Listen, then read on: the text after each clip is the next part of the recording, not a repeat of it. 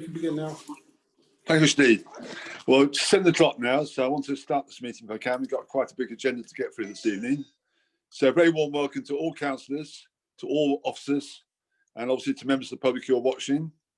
And I just wanted to remind councillors to ask you to mute the microphones unless you wish to speak. And if you do that, or there's a vote, you can mute your microphone when there's a vote also. So item 1, we'll say to Paul that any apologies, sir.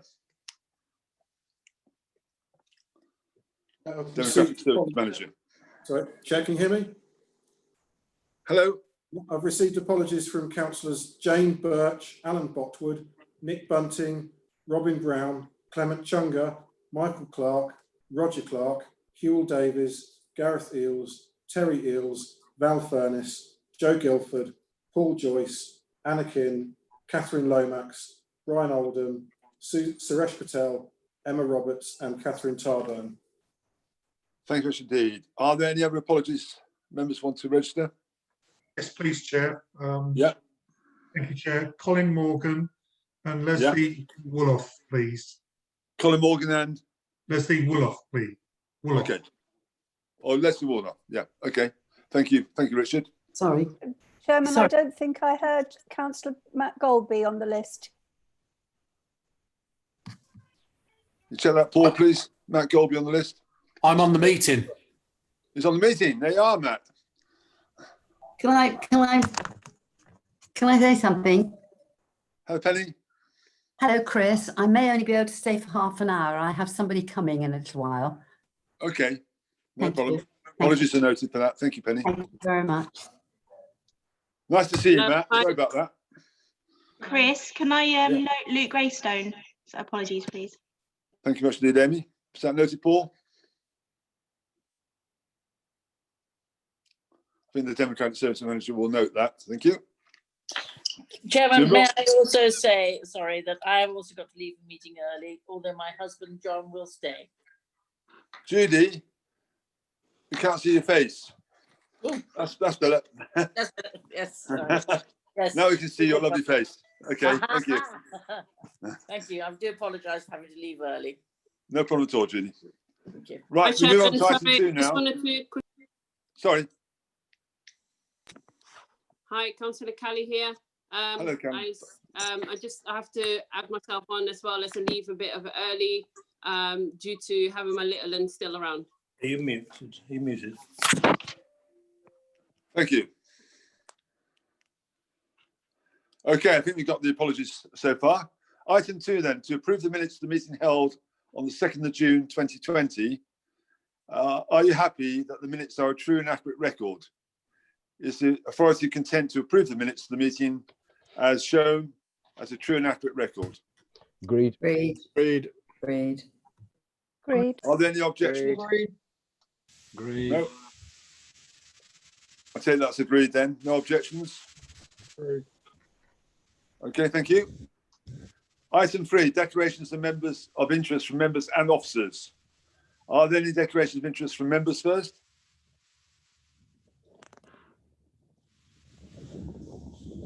There would appear not to be. Any declaration of interest from officers? Okay, thank you. I hope all members who wish to speak on any item tonight have made their wishes known for the group where possible. If you haven't, it's not a problem, because all you have to do though is use the electronic hand. If you use the electronic hand, then you'll be asked to speak when your turn comes around. What you mustn't do, well, you can do it, but you won't necessarily register with anyone, is wave around trying to speak that way. So please use the electronic hand, and if you need any help, I'm sure Paul officer will help you. So on that basis, like we did last time, it worked very well, the raised hand function, and I make sure everyone who puts the raised hand function up will speak on the item they want to speak on. Please do not use the reactions function, otherwise raise your hand unless asked to do so. Okay, so are there any other points to make?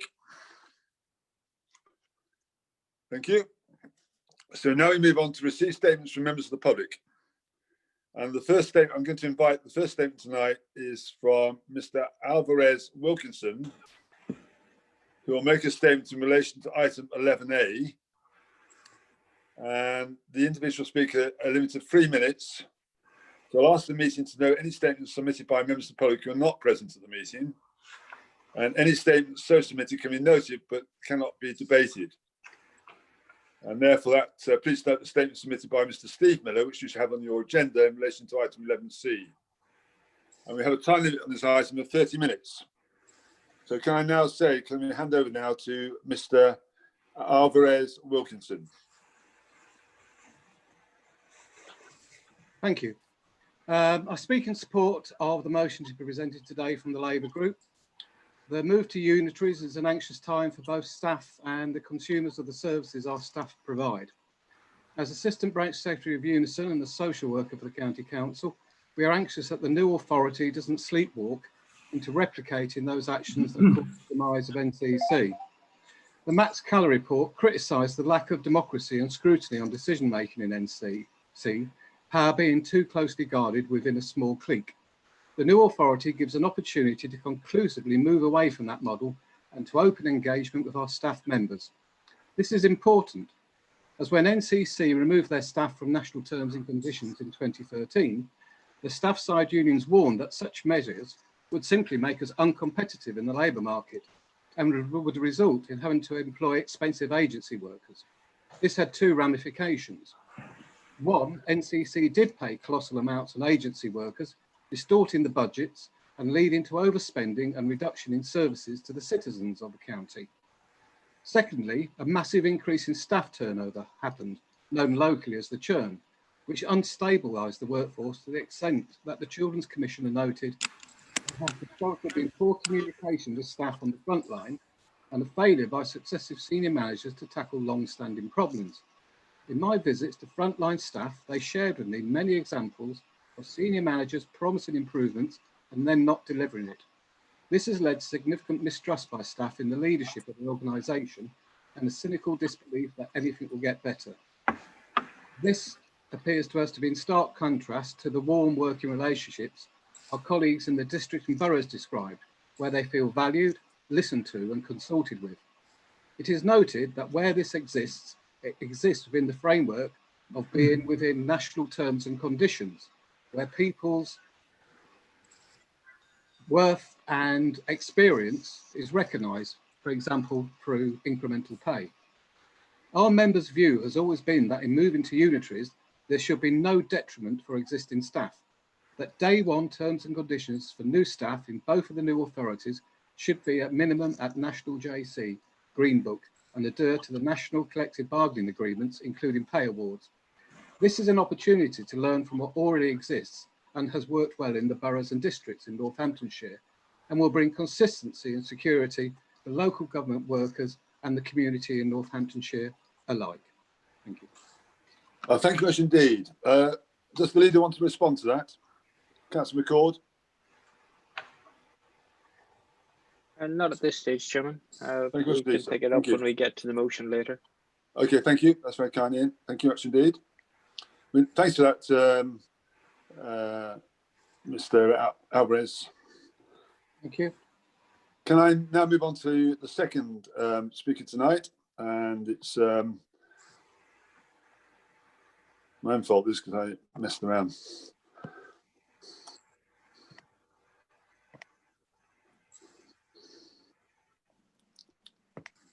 Hunt, Chair. Sorry? Hunt is Chair. Yes.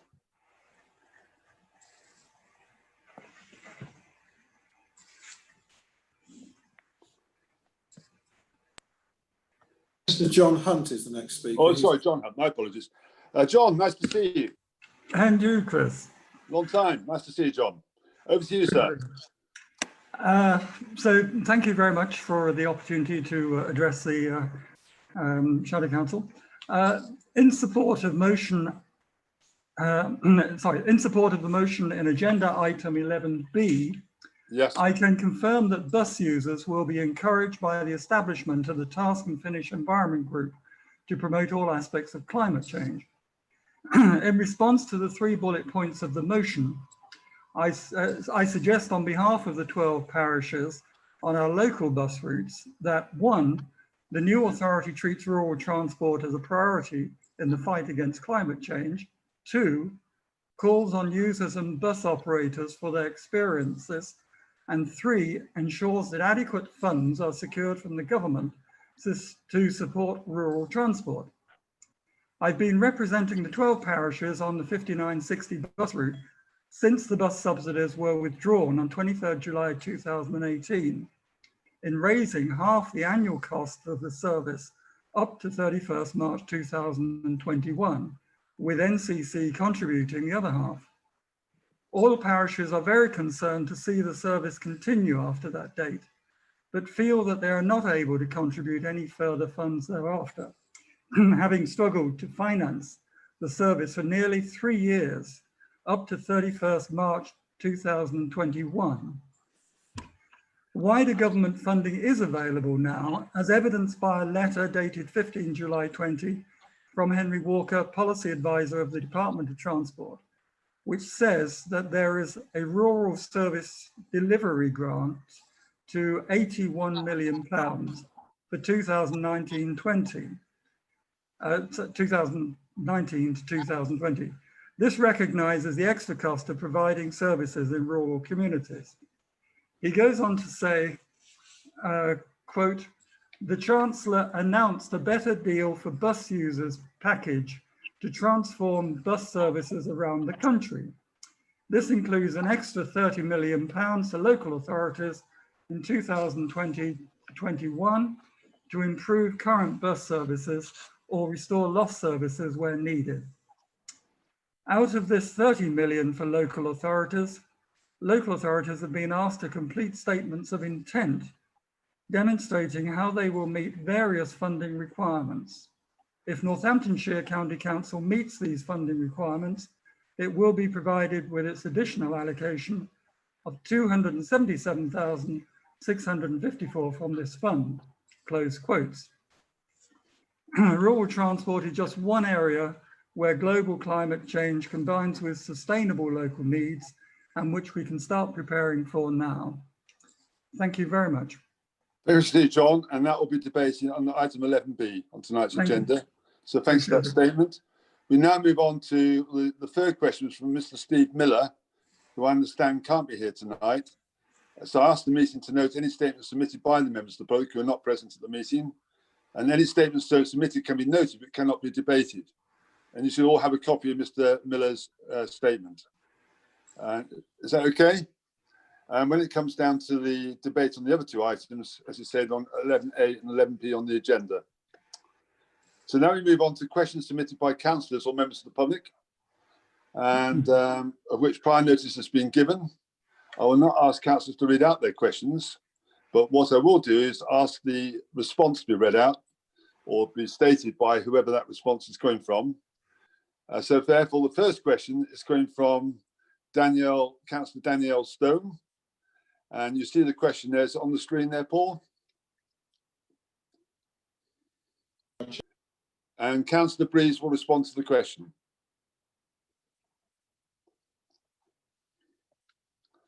So you have an item on your screen now.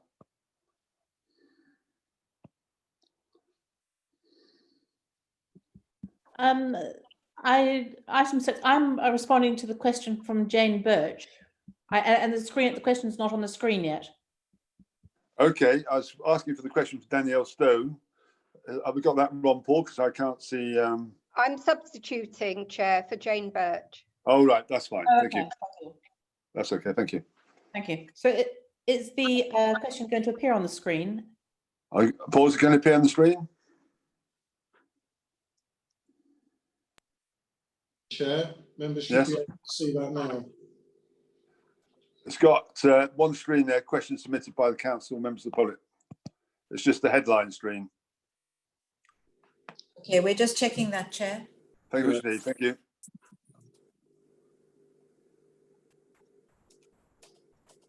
That should be on slide 2 now, which is question 1 from Councillor Birch. Right, just bear with me a second. Everyone see the question from Councillor Birch?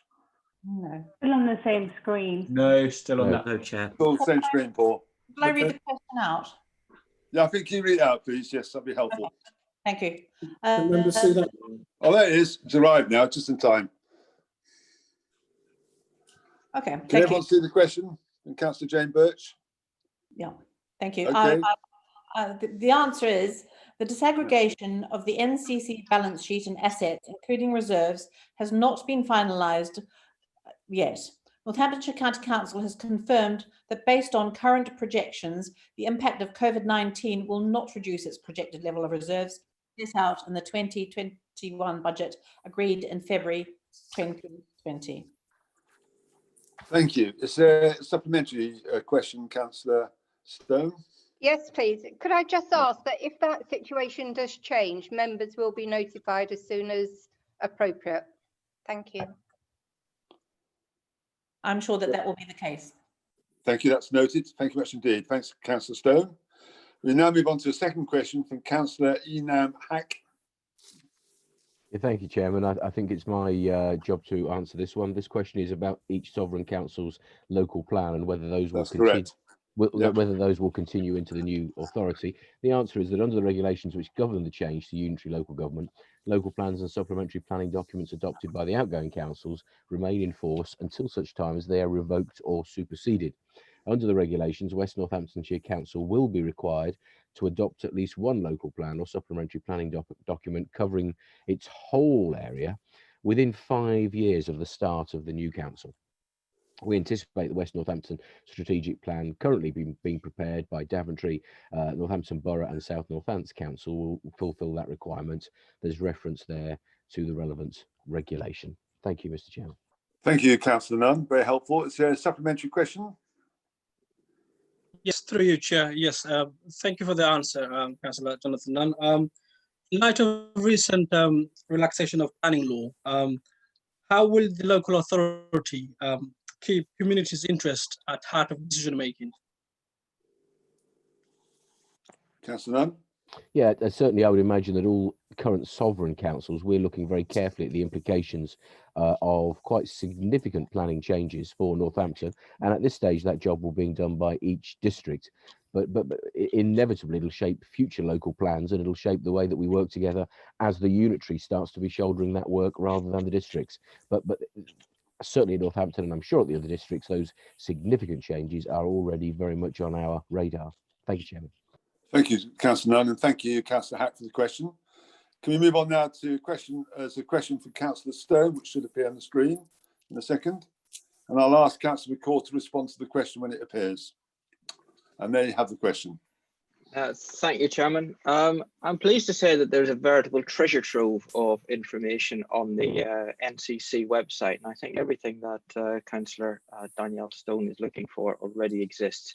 There's a substantial local area data available from the Office for National Statistics, from NOMIS, LGA Forum, another one called LGA Inform, in which you need some login, but I suspect the councils have licenses, on the current NCC website.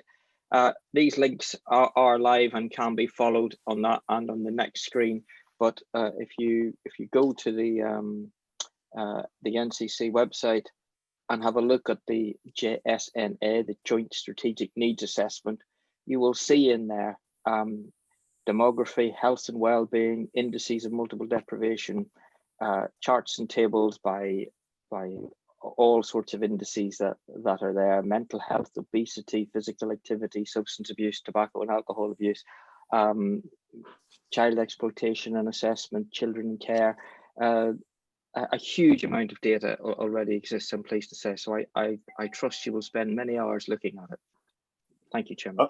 Thank you, Mr. Dean, for that response. Councillor Stone, do you want to ask a supplementary question? Well, I'd like to thank the leader very, very much for making all that information available. And I have indeed spent the last hour going through it, and it's absolutely fascinating. So my supplementary question is, seeing as this is such important information and seeing as it is available, don't you think it would be appropriate for members to be briefed on it? Because this is the information that all our planning is going to depend on, and the better the information, the better the planning.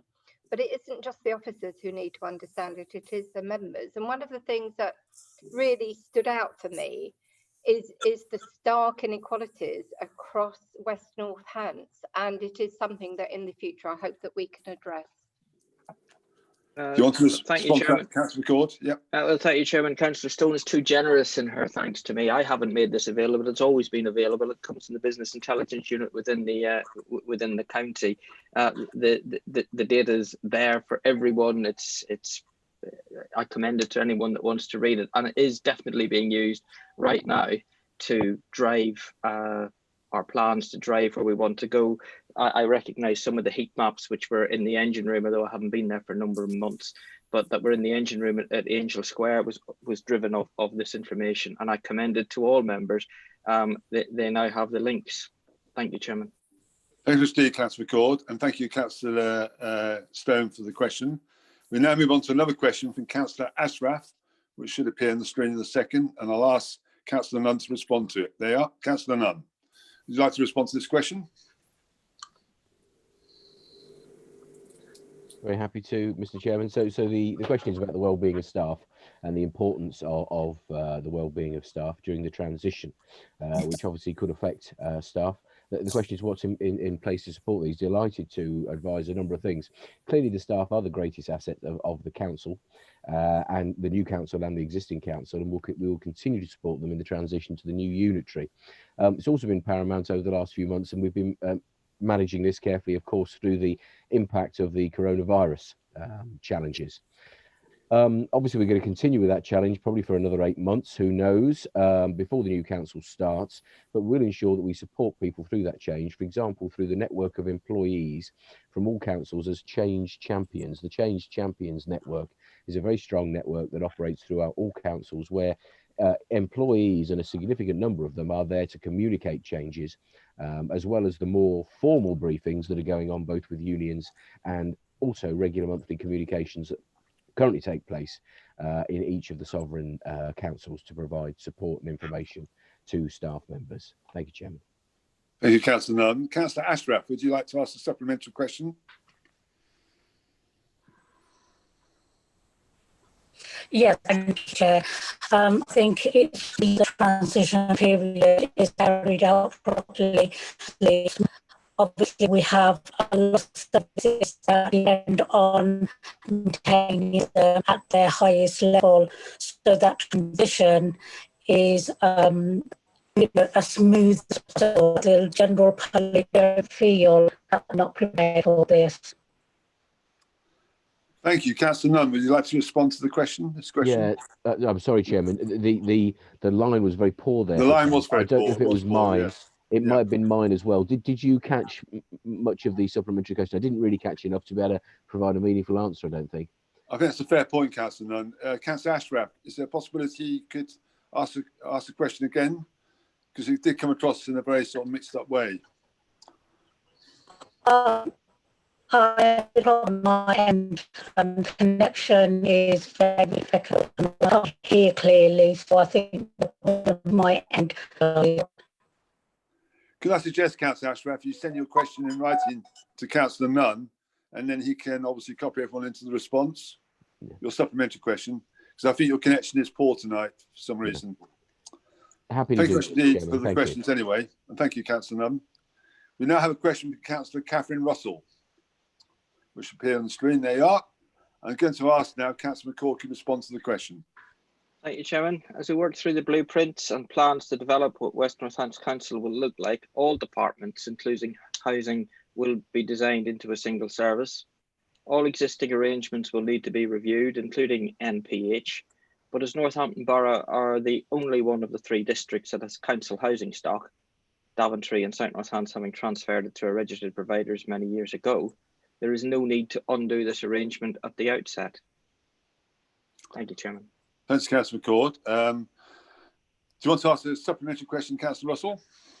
No, I have no supplementary. Thank you very much. That's very kind. Thank you much indeed for the question. We now move on to a question from Councillor Wendy Randall, which should appear on the screen in a second. And I'll ask this time if Councillor Richard Auger, the leader of Northamptonshire Council, could respond to the question. Thank you, Chair, and thank you, Councillor Randall, for your question. The decision to dispose of any land sits within the sovereign authority, that is Daventry District Council. The Shadow Executive noted the proposal for Daventry District Council and concluded it would not adversely affect the operation of West Northamptonshire Council, therefore endorsed it, as it did a number of other proposals for investments and land disposals. Now, I know that Councillor Randall and myself are aware, because I mentioned this at our last district meeting, that the land in question is in any event scheduled for development under policy EC3 of Daventry Settlements and Countryside Local Plan. This matter is currently going through the governance and decision-making process at Daventry District Council, and Councillor Randall would be better advised to use that route to seek to influence the outcome. Thank you, Councillor Olga. Councillor Randall, would you like to ask a supplementary question? Yes, I would, Chairman. Just thinking that we've just gone out to consultation on the future of Daventry, and that piece of land is on there as a blank canvas. So to me, it's misled the public, because why are they asked to put forward ideas of what will go on that land if it's already earmarked? Councillor Olga, would you like to respond to that? Thank you, Chair. It's absolutely no secret that that land is earmarked for a proposed school that will not only leave more green space for the people of Daventry, but also provide a high quality education to match the needs of young people in Daventry for generations to come. Thank you, Councillor Olga. We now have a question from Councillor Jonathan Harris, which should appear on the screen in a second. And when it does, I'll ask Councillor McCord if you can respond to the question. And there you have the question. Thank you, Chairman. I fully commend the Conservative Home website to all members. It's supportive of, but not always uncritical of, the Conservative Party in general, and it could never be described as having a cohort of readers and active participants subscribing to groupthink. The councillor will be aware that the approach I have taken is to bring in as many views as possible to all the task and finish groups. There is no legal requirement to have political balance in these groups, as they're informal and advisory and not decision making. However, in order to set out as practical a demonstration of how I will approach this, I insisted that we did have political balance. The fact that the task and finish groups have front and backbench members on them is further evidence that I do practice what I preach, and I'm well aware of the dangers of groupthink and other issues, and have taken very good practical steps to avoid this risk. Thank you. Thank you, Councillor McCord. Councillor Harris, would you like to ask a supplementary question? Yes, thank you, Chair. I would. Thank you, Councillor McCord, for your response. I would really just like to ask a question of whether this could still be considered at this late stage. In my question, I make specific reference to the environment group. This is a matter that is of great importance to everybody of all colours, also indeed all of our residents. Surely it's in our best interest, particularly if not for all of the groups, at least for that group, to have a task and finish group that includes people from all parties and also people of expertise and from our community. So my question is, will he reconsider, if not for all groups, but for that particular group? Thank you. Thank you, Councillor Harris. Would you like to respond to that, Councillor McCord? The membership of the task and finish groups have been set, and we start tinkering with them, they could have other ramifications, particularly around political balance. Thank you. Thank you much indeed. We have received a written question from Mr. Ernie Roberts of East Farndon. Mr. Roberts is not present to ask this question, so the question and response shall be noted without discussion. And the question is there on the screen. Do you want to add anything there, Councillor McCord, in response to the question? Nothing to add, Chairman. Thank you much indeed. So that's noted by the Shadow Council Authority. And we've also received a written question from Miss Margaret Roberts of East Farndon. Miss Roberts also is not present to ask a question. So the question and response shall be noted without discussion. And I'll ask Councillor McCord to respond to the question if he wants to add anything further. Nothing further to add, Chairman. Thank you much indeed. So now we move on to item 7, to receive the record of decisions of the Shadow Executive Committee and the minutes of other committees, which are listed in your papers there. the Shadow Executive from the 9th of June, the Shadow Executive of the 23rd of June, the Shadow Executive of the 21st of July, the Shadow Overview and Scrutiny Committee of the 30th of June, and the Shadow Senior Appointments Committee of the 7th of July. I propose that the Shadow Authority receives these minutes as set out in the agenda. I remind members that any questions about the accuracy of any matter before the Shadow Council from the Shadow Executive Committee or a committee must be considered and determined by the Shadow Executive Committee, or that committee at its next meeting is not a matter for the Shadow Council. So I'm going to ask now, are there any objections to receiving the minutes? If not, I'll confirm the minutes having been received. And there's no vote on that. Okay, thank you. We now move on to item 8, which is the appointment of the Chief Executive and Head of Pay Service Report. I'm going to invite the leader, Councillor McCord, to move the proposition. Over to you, Councillor McCord. Thank you, Chair. It gives me great pleasure to present this report, which recommends the appointment of Anna Earnshaw as the Chief Executive Designate for the West Northamptonshire Shadow Authority from the 1st of October 2020, and the new permanent Chief Executive, Head of Ped Service and Returning Officer for the West Northamptonshire Council from the 1st of April 2020. The report sets out clearly the process that's been followed. It was launched in May. It was a robust appointment process. It was like that quiz game, 15 to 1, except I think it was 25 to 1. 25 became 11 that had technical interview, became 5 which were shortlisted, became 3 which went through to the day 2 interview panel, which became 1, namely Anna Earnshaw. Throughout, we were fully supported by external HR colleagues, by external PENA search partner and internal HR colleagues. And I want to place on record my thanks to Julie Towers from PENA, and particularly to Martin Cox and Marie Devlin Hogg from NCC, who have supported the work of the selection panel throughout. They've carefully and tactfully guided members in employment matters, and they've turned our thoughts and ideas into plans and actions. And I don't think we would have had an efficient process without their great help. The panel makeup was as set out. We've been through the objection process, of which there hasn't been any. And I conclude by saying I move the motion that as set out to approve the appointment of Anna Earnshaw as our first Chief Executive. Thank you, Chair. Thank you much indeed, Councillor McCord. I'm going to invite Councillor Chris Loss to second the proposition. Thank you, Chair. And I'm very happy to second this motion. And I just wanted to wish Anna Earnshaw all the best in her new role. As Councillor McCord has already explained, we had a quality range of candidates and the process was indeed rigorous. So I am very happy to second the motion. Thank you, Chair. Thank you much indeed for that. We've got a speaker, or 2 speakers at the moment. First one's Councillor Sally Bearsworth.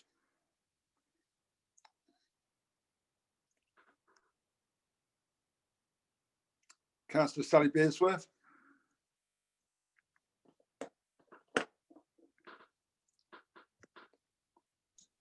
Is Sally there? Thank you. Yes, I'm just here, Chair. I just want to echo everything that's been said by Chris Loss. Okay, thank you indeed, Sally. Thank you. No, you were down on the list, that's all. Thank you much indeed. Thank you. And we also have Councillor Andre de Savage. Thank you, Chair. Just a quick question, really, to ask what were the charges that PENA levied for the selection process? And I'd like to obviously just confirm, was that 25 candidates that we had originally applied? Can you answer that, Ian? Yeah, it was 25 was the number of people, and also included a few that we would probably put in the speculative category and people who you would wonder if they were serious or not. Nonetheless, it was 25 that started off. The charges to PENA, I don't know, but we can find out and let you and circulate that, subject to any commercial confidentiality that may be surrounding that. Thank you very much indeed, Leader. Councillor Adam Brown. Thank you, Chairman. I just wanted to say that as as a Northamptonshire County Councillor, I've worked with Anna on a number of occasions. I've witnessed her appearance at the Overview and Scrutiny Committee at the County Council, and I regard her as someone who's extremely competent, very straightforward, very diligent in the work that she does. And having read through the CVs of the final stage applicants, I'm confident that the committee that undertook this work did so in the right fashion, and that we've got an exceptional chief executive lined up for the start of our new council. As anyone who's held a leadership position at a council will know, as you have, Mr. Chairman, the chief executive is of paramount importance, and I think we can now go forward with confidence into the start of the existence of West Northamptonshire, having obtained the services of someone who is of the highest calibre. Thank you, Steve, Councillor Brown, for those positive words. If there are no more speakers, I'm going to ask the Democratic Services Manager to take the vote.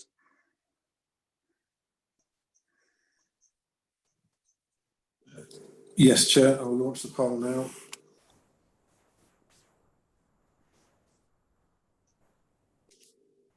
Okay, the poll has been launched, Chair.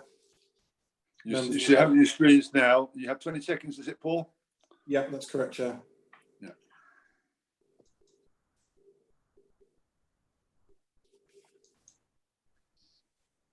I'm not allowed to vote, apparently.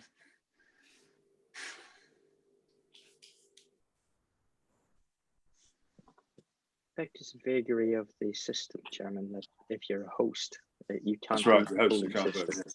I know that, yeah. I wanted to vote there. Okay, Chair, I've ended the polling.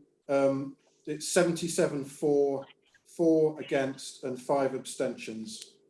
Well, that's a fairly clear outcome. I've just been notified that Councillor Meredith wants to speak. Councillor Meredith, are you there?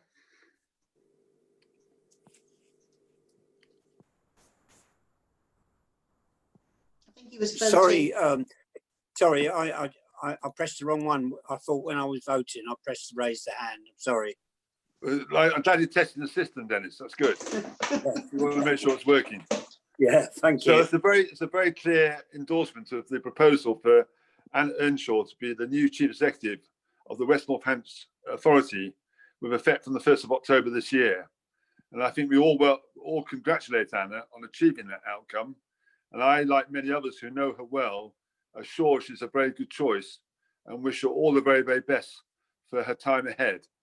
And I think all members will realise once she's in post what a formidable character she is. And I think along with the good political leadership will be a force to be reckoned with in the west of Northamptonshire and beyond. So congratulations, Anna, on your appointment. Can we now move on to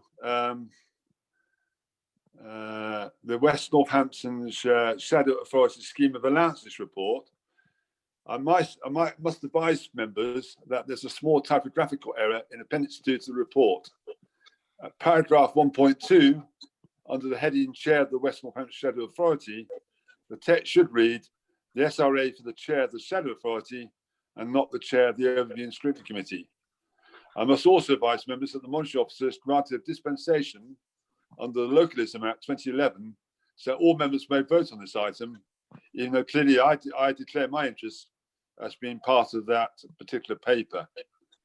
So I now invite Mr. John Cade, Chair of the Independent Remuneration Panel, to introduce the report. And Mr. Cade is also able to answer questions on the report. Thank you, Chair. Can you hear me okay? We can, yes, John. Jolly good. Good evening. I'd like to highlight certain parts of our report, and then, as the Chair said, take any questions you might have. The first point I need to make is obviously it's for you to determine your allowances, but you've got a legal duty to take account of our recommendations. The panel consists of 4 people, one drawn from each of the 4 sovereign councils who have been on the IRPs for that council. The recommendations you have before you are unanimous. Can I just take the opportunity to thank Susan Zeiss and Tracy Tiff for their support during the process. There's a very clear framework for our review. It was Article 10 of your structural changes order. If I can just briefly refer to that.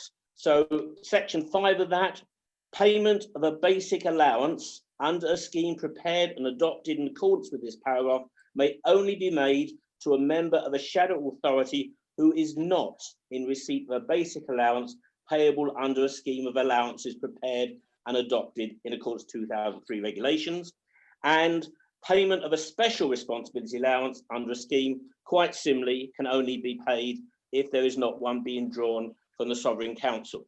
So there you have our recommendations for the basic and most of the SRAs, because you are already drawing allowances in that role. You will see that we've made 2 exceptions to that proposal. The first one is the chair of the shadow authority. 134 members, problems, issues around virtual meetings. As I've joined in some of your earlier meetings so far, it is quite a complex business, and it really is important for the reputation of the shadow authority moving in to the full form, that these council meetings are conducted really well. And can I just say, we are evaluating the post, not the person, but I think your current chair is doing that very well indeed. We are recommending there, as you see, an SRA of £5,000. The other one that we are actually drawing, because there is no SRA by the current incumbent, is the chair of the Overview and Scrutiny Committee. We were shown the job description, which you prepared for the chair of the Overview and Scrutiny Committee, and there are 14 important responsibilities there. It involves both pre-decision and post-decision scrutiny. We're also very aware as well of the recent new statutory guidance provided by government, talking about the importance of good scrutiny as part of good governance. Here we make a recommendation of an SRA of £6,459 per annum. Finally, but not least, there's the issue around travel and subsistence and dependence carers allowance. And what we say there is that for the shadow authority, claims should be made through the schemes for the relevant sovereign councils. Those are the main points I want to make. Hopefully I've said it reasonably clear. Happy to take any questions that members might have. Thank you, Chair. Thank you, Steve, Mr. Cade. I'm going to ask actually Jonathan Nunn to move the proposition first. Councillor Nunn. Thank you, Chairman. And just very brief for me, I think my job is to thank Mr. Cade and indeed all of the independent panel for the work they've done to deliver this for us. They've worked very hard. Delighted to propose the reports or pass over to debate or questions that any member may wish to raise. Thank you, Chairman. Thank you, Steve. Councillor Nunn. I'm going to ask if Councillor Catherine Russell is happy to second the proposition. Yes, I am. I'm Thank happy you. to second that. Yes. Very kind. Thank you, Steve. Catherine. We've got some people willing to wish to speak now. The first one is Councillor Meredith. I hope I got it right this time, Dennis. Yeah, you have. Thank you. Yeah, okay. Yeah, I'm just a little bit confused. If the chair and the chair of Overview and Scrutiny Committee are receiving a benefit, a payment from their local authority, are they still allowed to claim this extra SRA? Can I ask Susan Soyce if she could respond to that, please?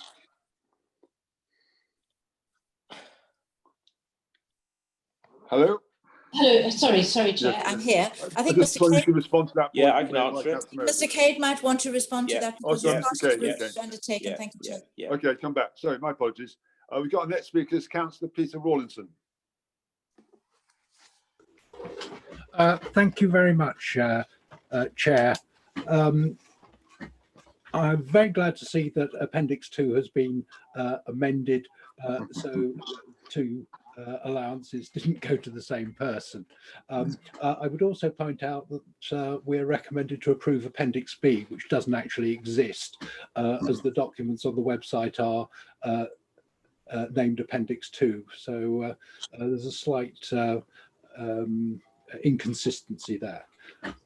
I think my concern on this is that the report says that the allowances are for the period of the council's existence, which is from the beginning of June to the end of March next year. And the amount is calculated on existing allowances in the case of the scrutiny from the constituent councils.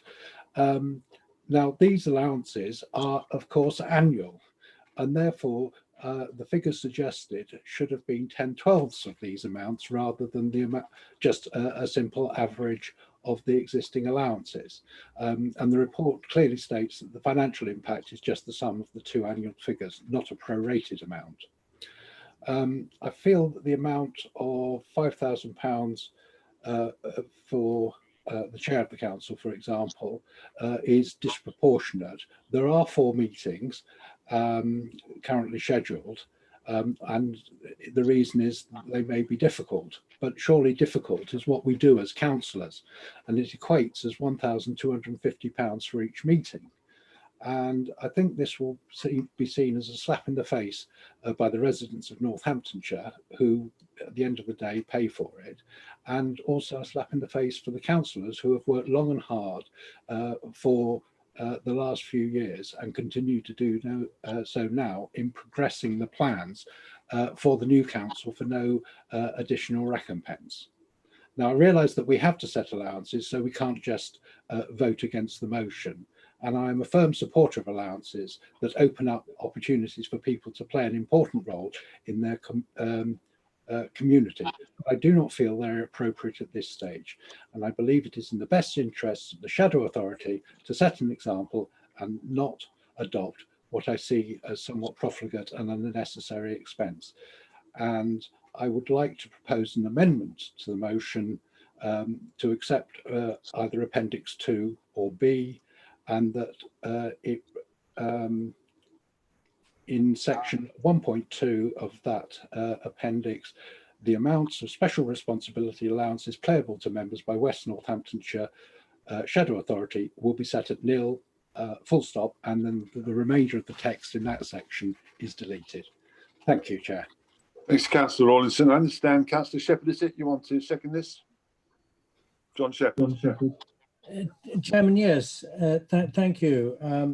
I have to express a modest surprise that you're still chairing this item.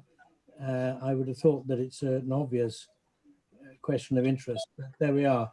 Addressing that early on myself to John, who wrote the report.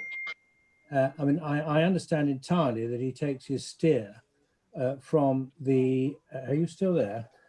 Still here, yeah. Yeah, I entirely. He takes his steer from the government direction that there should be no duplicate basic allowances,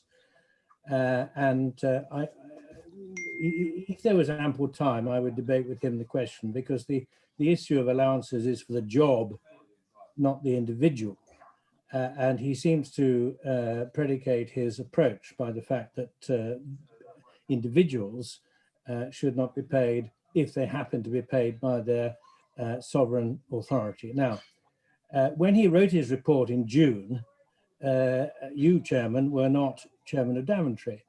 And I wonder whether, and this is a question for him, whether had he known that you were Chairman of Daventry and as such received a duplicate allowance for Daventry, he would not have applied the same approach as he applies to the Leader of the Council, the Deputy Leader of the Council, and everybody else, that if one receives an allowance from a sovereign authority for doing, frankly, the same job, then one should not receive it from the shadow.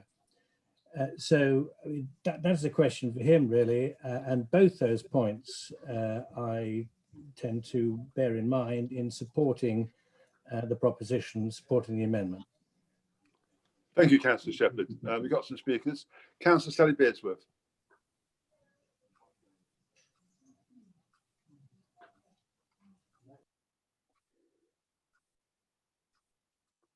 Councillor Beardsworth. I'm there. Sorry, it takes me a while to work my magic with a mouse. Yeah. My mouse wasn't cooperating.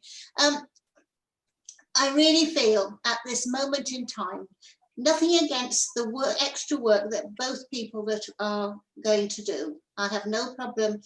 They do extra work, but at this moment, when there's so many people suffering out there, losing their jobs, not knowing when they might get another job, it's something that we ought to be sensitive about, and to award people an extra, and this is what I mean, an extra allowance on top of what they're getting as their sovereign authority.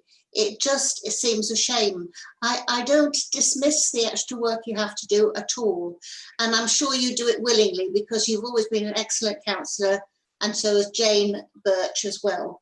And I'm sure you don't do it for the money. I think you do it because you're community minded.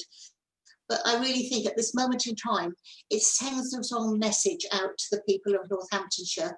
And I really would feel happy if we could just say, let's cut all the expenses, just use the ones from the sovereign authorities and move on. I'm sure nobody's going to suffer undue hardship from that. Thank you, Chair. Thanks, Councillor Beersworth. Councillor Auger.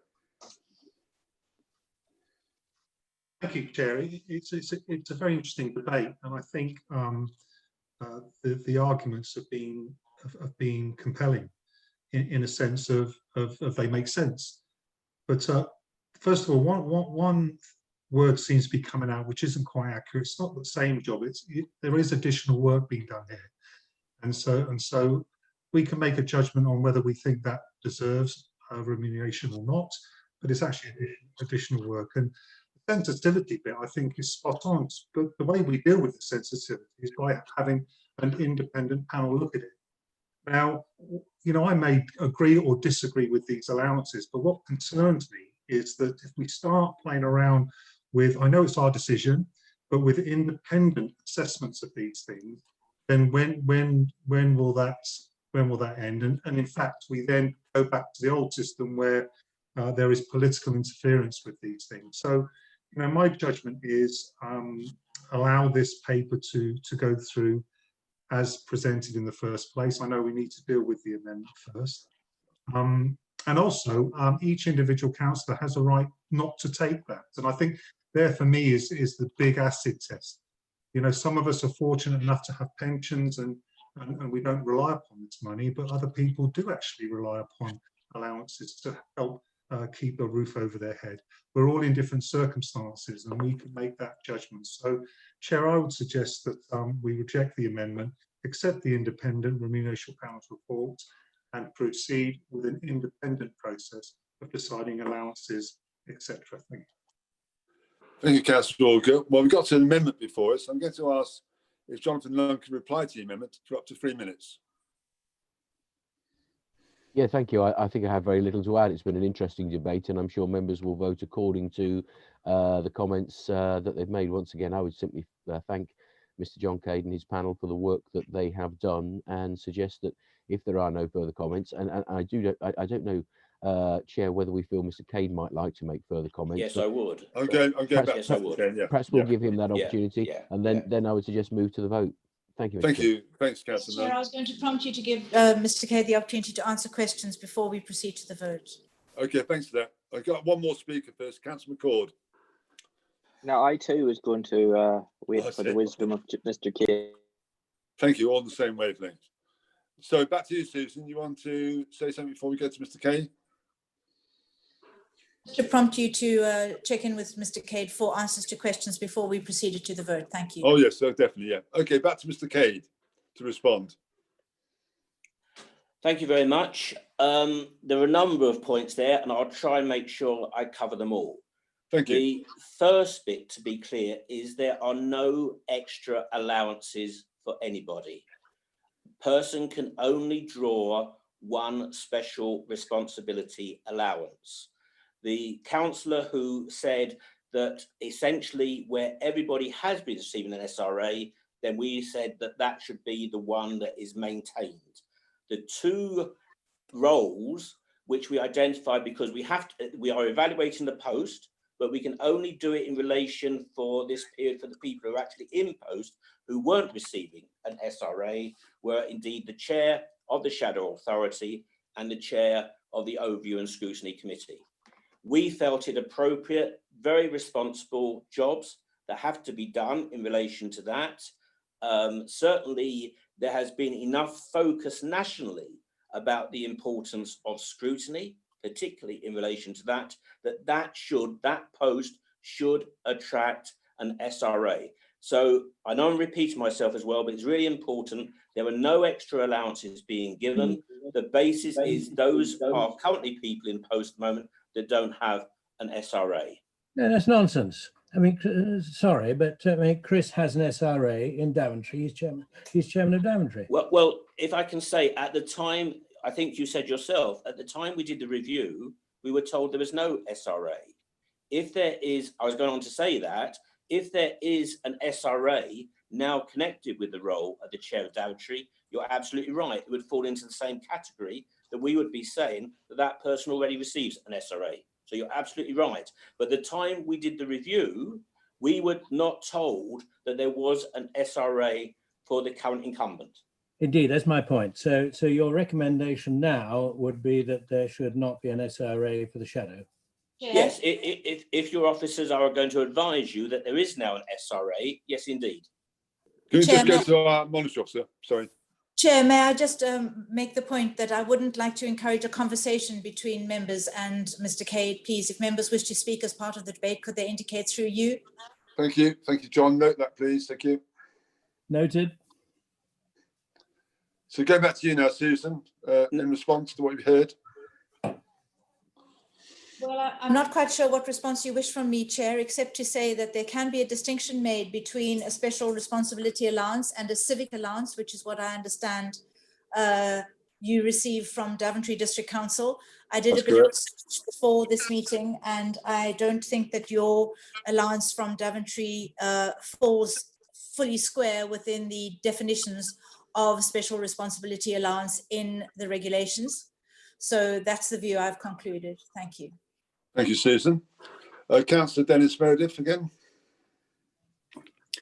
Thank you, Chair. Let's go through the vote. If people are getting an SRA for the special responsibility, it's quite clear you can't take, or you can just take one or the other, whatever. So I'd like to move. We go to the vote. We've got another speaker, Dennis. Thanks for that. We've got Brian Markham. Councillor Markham. I was going to say the same thing as Chancellor Meredith said, move to the vote, on the understanding that nobody would be taking two special responsibility allowances. But then when we were updated on the view that actually the chairman of Daventry District Council doesn't get a special responsibility, it would be up to you, Chair, to decide which of the SRAs you wish to do. But when we're told that actually there could be a possibility that somebody would be getting, in my words, two special responsibility allowance, in other words, a payment above the general allowance for councillors that all receive, then I need to be clear on this. Are we saying that only one SRA will be paid to either of these two people, or are we saying that there may be more than one SRA? Thank you, Brian. I'm going to, sorry, just bear with me a second. Go to Councillor David James. Thank you, Chairman. As a former chairman of Daventry District Council, I'd like to confirm that the allowance which is paid to a chairman is a civic allowance, which is meant to cover your expenses that you incur during your year as chair. It is not a special responsibility allowance in that sense. It's payable in 2 instalments every 6 months. So there is a complete difference between a special responsibility allowance and the civic allowance. And I might add this, I kept a spreadsheet of my expenditure during the year. I also returned the allowance on my tax form too, and I think I came out about £100 worse off throughout the year. And I thoroughly enjoyed that year, and I'm quite prepared to chip in that amount.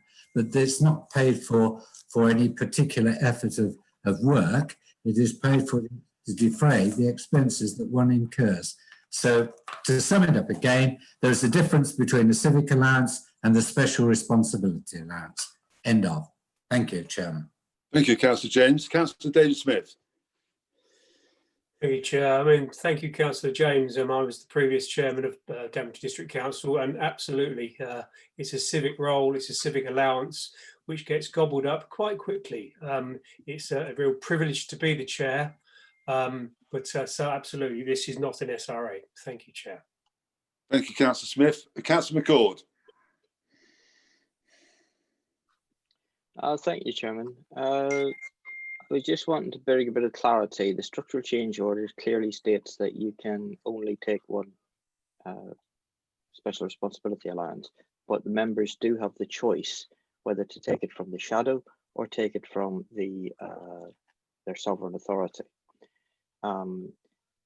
As part of that was the history of where we ended up, because had things not had coronavirus in the way, we would have had a shadow council elected in May, which may have comprised with some people currently at a sovereign authority and in receipt of allowances, and some people new to any council from the time being, which would have left a gross inequality of which set of allowances could they have. The structural change order more or less says it will be nil, which is a usual standard for what happens elsewhere when these things go through. I might want to speak again once we've disposed of the amendment. Thank you, Chairman.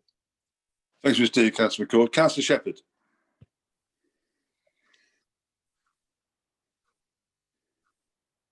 Unmute, yes.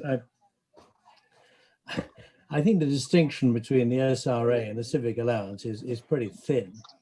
And I'm bound to say I'm still rather bemused at the fact that you're still chairing this item, but there we are. Let's move on. Well, the monitoring officer explained that to you, John. Well, I'm sorry, the monitoring, no. You have a personal interest in this item, Chairman. I declared it, yes. Well, when we declare interest, we normally vacate and get the Vice Chairman to take the item, surely. But anyway, Mr. Chairman, let's move on to the vote. I've moved the vote. Let's go to the vote. Yeah. Okay, Dennis, I accept that. Let's move to the vote on this, please. Can we get the vote arranged, please, Paul? And I won't vote. Chair, I'm just prompting you, Chair, that we are voting on the amendment, just to remind all members. On the amendment, yes, on the amendment. Yeah, thank you. And I'm not voting, just to confirm. So I'm going to launch the poll on the amendment, and this is to ask members whether they agree the proposed amendment to the scheme of allowances, and that was to reduce the special responsibility allowances to 0. I'm going to launch the poll for 30 seconds.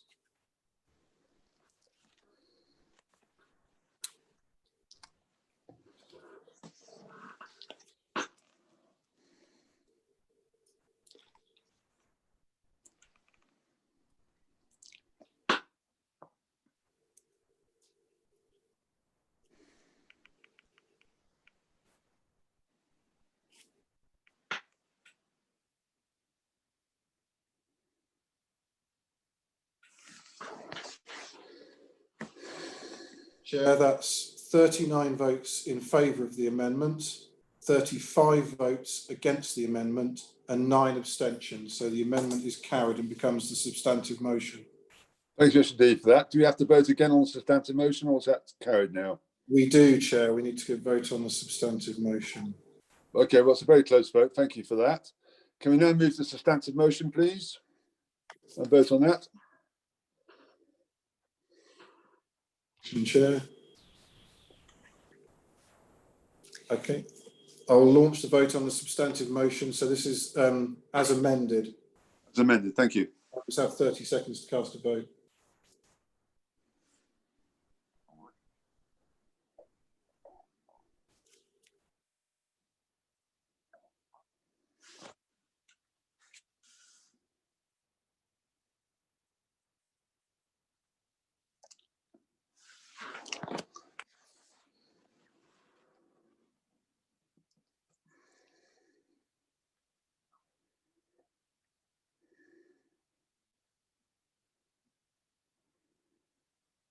Okay, thank you, Chair. The voting is 55 votes for, 17 votes against, and 13 abstentions. So the motion as amended is carried.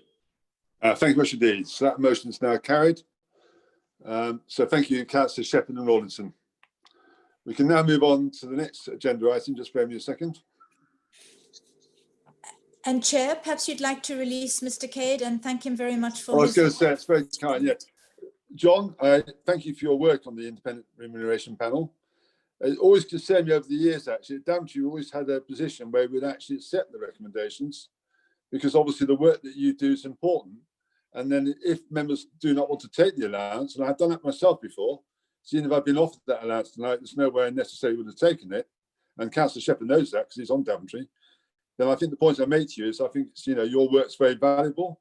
And I think members should think very carefully, that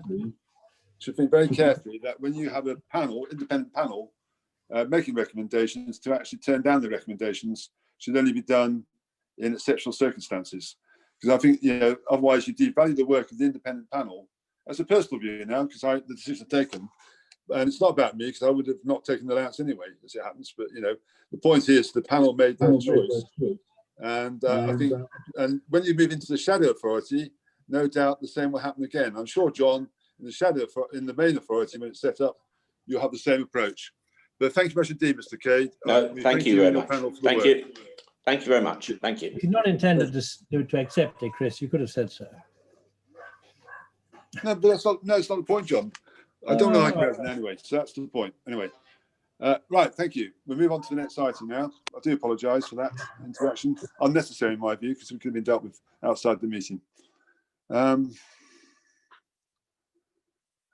Sorry, I'll just get my facts up to date now. 10, Chair. Yes, I'm ready. Yeah, number 10 now. West Northamptonshire Shadow Authority Government. I want to now invite Councillor Adam Brown to move the proposition. Oh, I was just going to ask you, the allowance are in place. It's Dennis Meredith. Oh, Dennis. Hi, Dennis. Oh, what? Sorry, Dennis. Does that now mean that the allowances, if you want to claim it, you can? No. Not sure. Has that been rejected? We rejected the allowance. Chair, I can pick that up with Councillor Meredith outside of the meeting if you like, Chair. Okay, thank you. Thank you, Councillor Meredith. Thank you, Susan. We now move on to item 10, West Northamptonshire Shadow Authority Governance. I invite Adam Brown to move the proposition. Thank you very much, Chairman. This report's coming before us to update the West Shadow Authority about ongoing steps being taken by officers on matters of governance. There are 3 recommendations before the Shadow Authority this evening. Firstly, that it notes and approves the changes to committee membership set out in section 3.1. Secondly, that the Shadow Authority notes and approves the updates to the Constitution that have been made by the monitoring officer under powers delegated by the Shadow Authority as set out in section 3.2. And thirdly, notes and approves the appointment of Mr. Tom Edwards as an independent person to the Shadow Authority as set out in section 3.3. Now, on that first point, it relates to changes to the overview and scrutiny membership in order to avoid potential conflicts of member interest. So that will equate to Councillor David Smith replacing Councillor John Shepherd and Councillor Emma Roberts replacing Councillor Les Marriott. The Shadow Authority has asked to note and approve those changes. Secondly, we're being asked to note some minor constitutional changes made by the interim monitoring officer, and those changes are set out in the report. And then lastly, and possibly most significantly, we're being asked to note the appointment of the independent person as required by both our Structural Changes Order and the Localism Act 2011. This appointment was made by the monitoring officer under delegated authority, and the monitoring officer must engage with the independent person in relation to code of conduct complaints. The independent person will provide objective advice to the monitoring officer.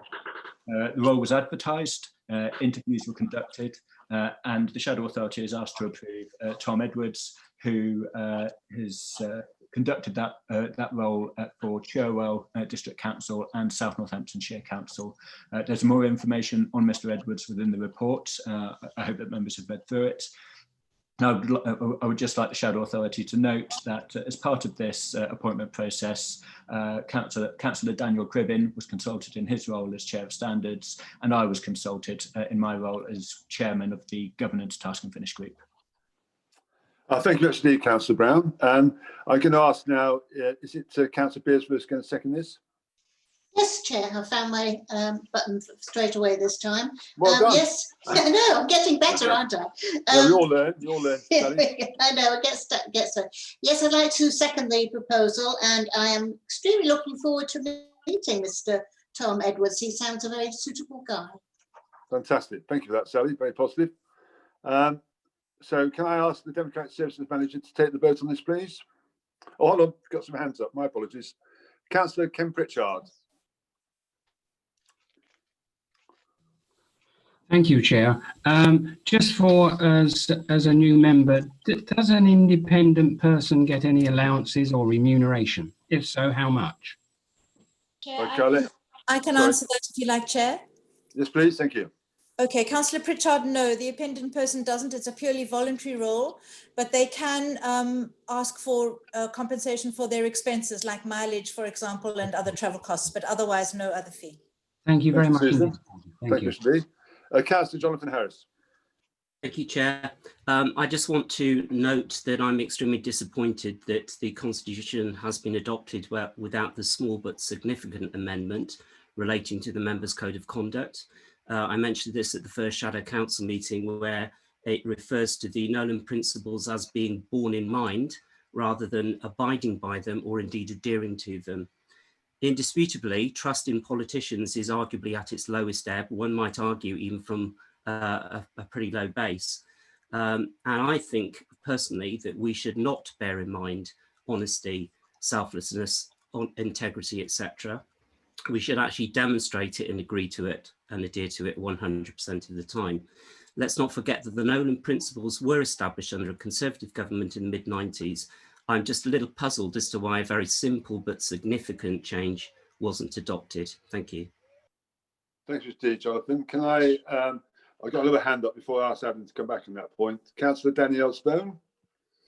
I'd like to endorse what has just been said about the Nolan principles, but I'd also like to draw into the fact that Constitution is a non-gendered one, and all the way through this meeting I have heard reference to chairman, whatever, and we have agreed that we won't do that because we are working towards becoming an equalities council where we don't put up those kind of barriers and make those kind of assumptions. So I think the fact that we have got a gender neutral constitution needs to be upheld by all the members, particularly the senior members, the leader and the chair. We need to do what we say. Thank you.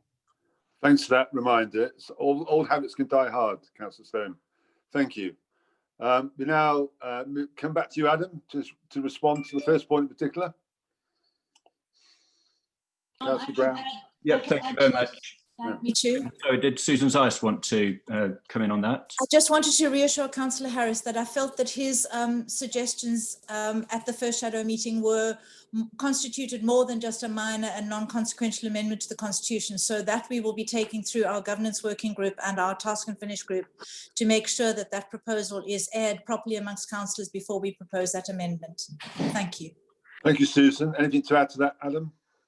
Yes, Councillor Miller. Just say that I'll be delighted to consider that amendment as the governance group looks at the formation of the constitution for West Northamptonshire Council. I think that's quite right and proper. It's a reasonable suggestion put forward by Councillor Harris, and certainly one worthy of serious debate.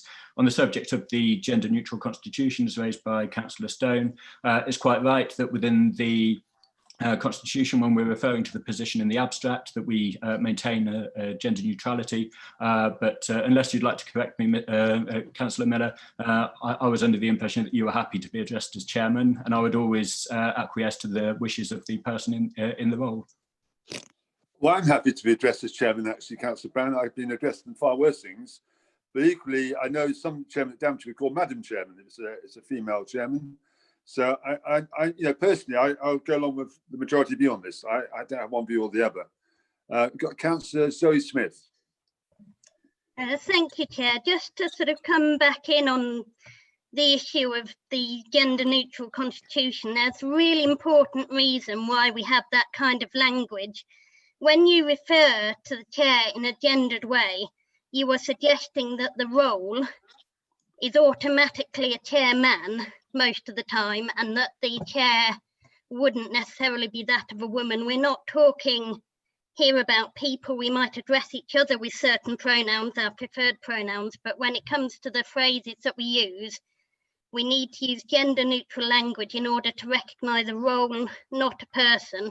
And we are trying to get rid of old assumptions that automatically put that role as chair being a male one. So it's really important to try and use that language and to think carefully about the way that we address people, the pronouns that we use, the words that we use, and we need to be setting the stage for the future. And I think it's really important for councillors to make a real effort to use gender neutral language when addressing a role rather than a person. I thank you much indeed for that contribution, and I think you're right actually. And I think old habits do die hard, and it will take time. I don't think anyone ever means to be disrespectful by using language they maybe used all their political careers or council careers. So I think the point you're making, I think over time that will be seen to change. So thank you for that contribution. Do you want to go back to you, Adam? Anything further to add? Adam Brown? No, nothing further to add, only to say that I make no such assumption. I trust the person chairing the meeting, and as I've already said, when I'm referring to the position in the abstract, I will always use chair. Thank you, indeed. Thank you. So we move to a vote on that. Ask the Democratic Services Managers to take the vote, please. Thank you, Chair. I'm going to launch the vote now. Members will have 30 seconds to cast their vote.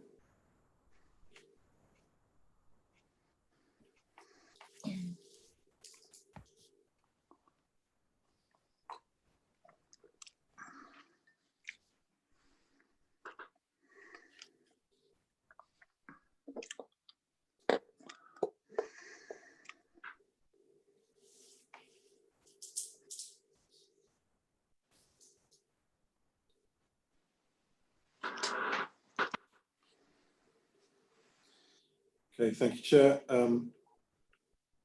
That's 72 votes for, none against, and 6 abstentions. So that is carried. We must have lost a few councillors, I think, because that's 78. So that's very good. That's a very clear majority, Councillor Brown, in favour of your recommendations. So they're carried. Thank you. Declare the motion carried. We now move on to item 11, motion on notice.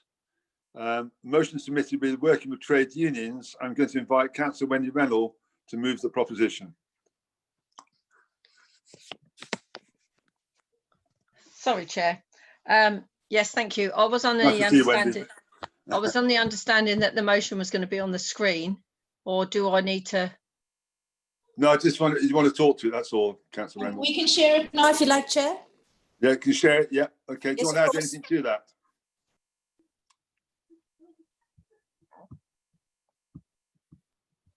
Through the slide. Yes, thank you. Yes, we just felt that this was a very important motion to put forward, going forward, to make sure that, we're seen to support all staff and, in these difficult times. So I'd like to propose this motion, and I hope you agree with us. Thank you, Councillor Randall. I'm going to ask Councillor Anjona Roy to second it.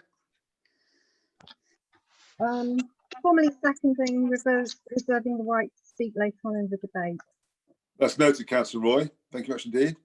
Are there any speakers? Oh no, sorry, my apologies. I've been notified that we have an amendment been received, copies of which have been circulated to shadow councillors. I'm going to ask Councillor McCord to move the amendment first. Can you do that, Councillor McCord?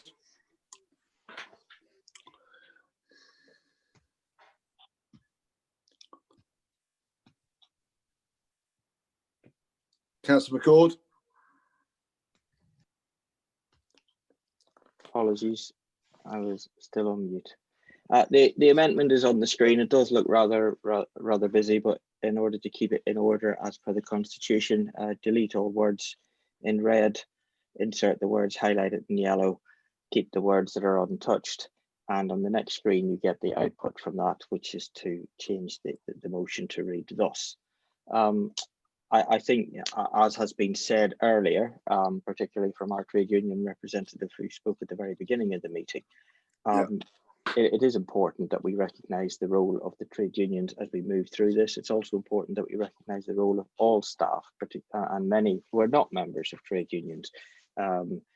We've already heard tonight about the good relations that exist within the districts and boroughs. But I would say to people, we now need to move on. Harping back to what has happened at the NCC in the past needs to stop. We now need to say, we're here, we have a massive opportunity for the people of West Northamptonshire to seize this opportunity and make this new form of governance work. So I'll work with anyone, anytime, in order to make sure that our staff are as happy as they can be. That what I want is the West Northamptonshire Council to be a place which will be seen as a good employer and an employer of choice, and our residents actually feel that they're getting good services and everything they need from their council, and they will always get a better experience with their council if they've got a happy member of staff sitting the other side of the desk or the telephone dealing with them. So I fully endorse the amendment. I do believe it has been accepted by Councillor Randall and Councillor Stone. That's my information. So hopefully, again, as a cross-party way, we can all work together and pull in one direction in order to make West Northamptonshire Council the most successful that we can be, and get to my ambition that at the end of our first year, we will be able to say we are the Council of the Year. Thank you, Chairman. Thanks, Councillor McCall. It's always good to have ambition. Councillor Nunn, you want to second it? Yeah, delighted to. Thank you, Chair.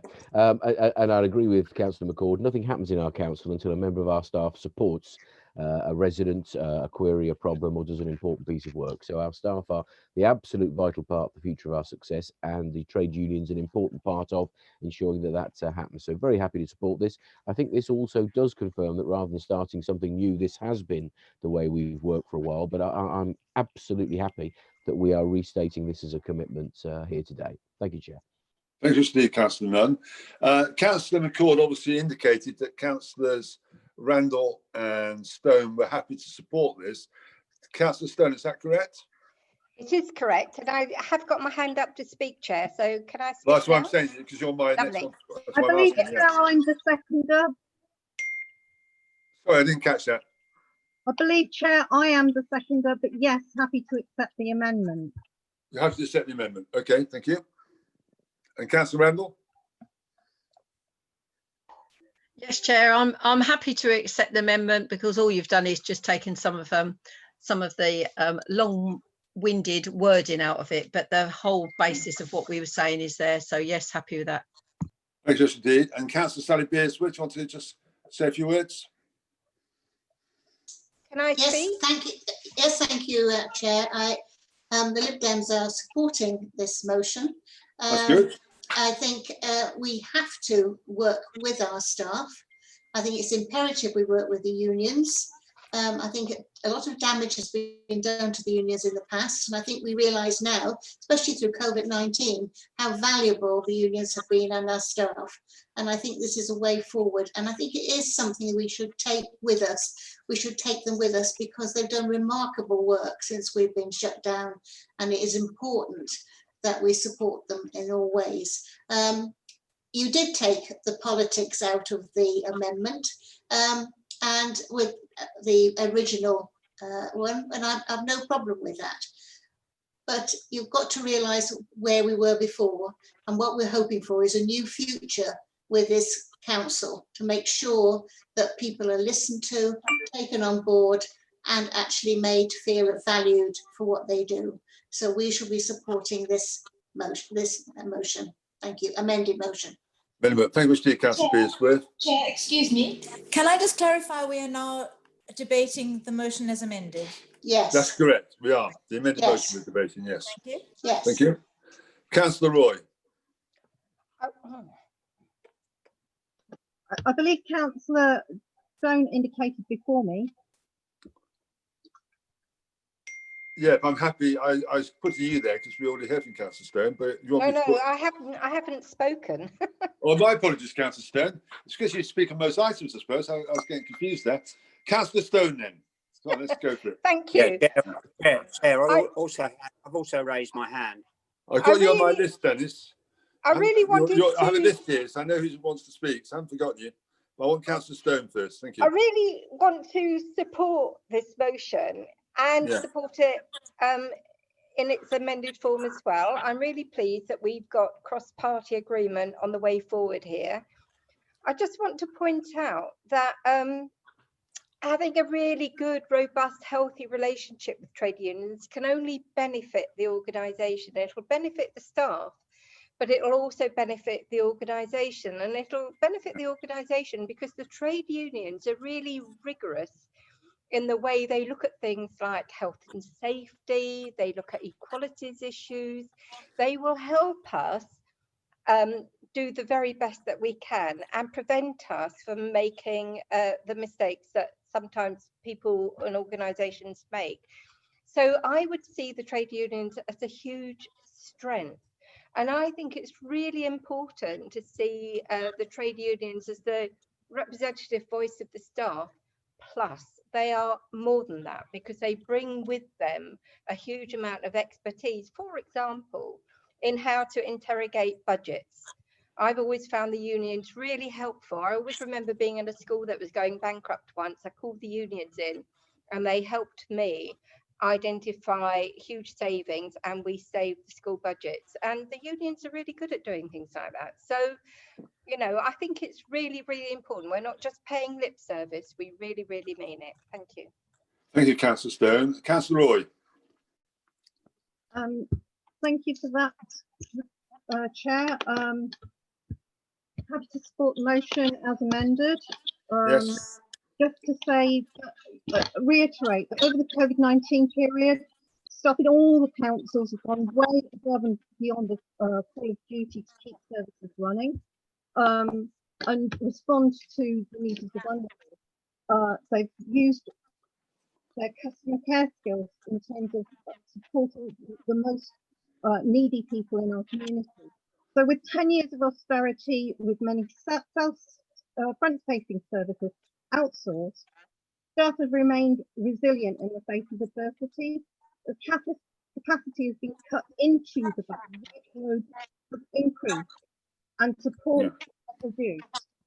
Unions are vital to ensure an effective, responsive public service. I hear what Councillor McCord says, but the issues of the past are still in the present.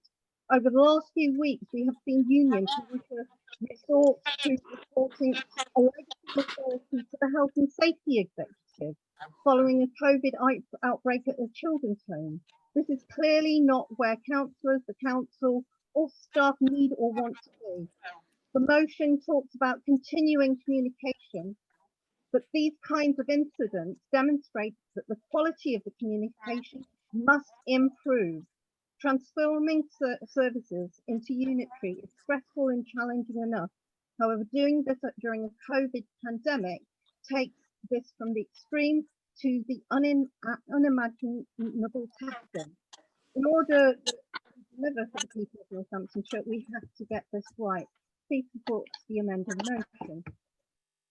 Thank you, Councillor Roy, and I'll ask if Councillor McCall, the leader, wants to come back on that point in a minute. Councillor Meredith. Thank you, Chair. Our group is supporting the amendment, as Councillor Sally Beers was saying, but I just want to point out it's very important that the Liberal Democrats put a motion in asking for the staff to be given a pay rise, and which I'd like to remind this meeting that the Conservatives voted against that on the County Council. So I hope that this shadow authority is not going to go in the same way as what it went on the County Council, and that they are going to mean what this amendment says. We should be in the trade unions, we as the Liberal Democratic County Council have got a good rapport with Unison, and I hope that does continue. They will certainly be getting our support, and to make sure all the staff who work for the county, who work for the unitary authority, are well satisfied. Thank you, Chair. Thanks, Councillor Meredith. Councillor Golby. Yeah, just to come back on a couple of those points Councillor Meredith made there, Chair. I support the motion and the amended motion, but staff at the County Council have recently been awarded a 2% pay rise, and the unions are communicated with and met with on a monthly basis without fail. Thank you. Thank you, Councillor Golby. Anything you want to come back on, Councillor McCord, as leader?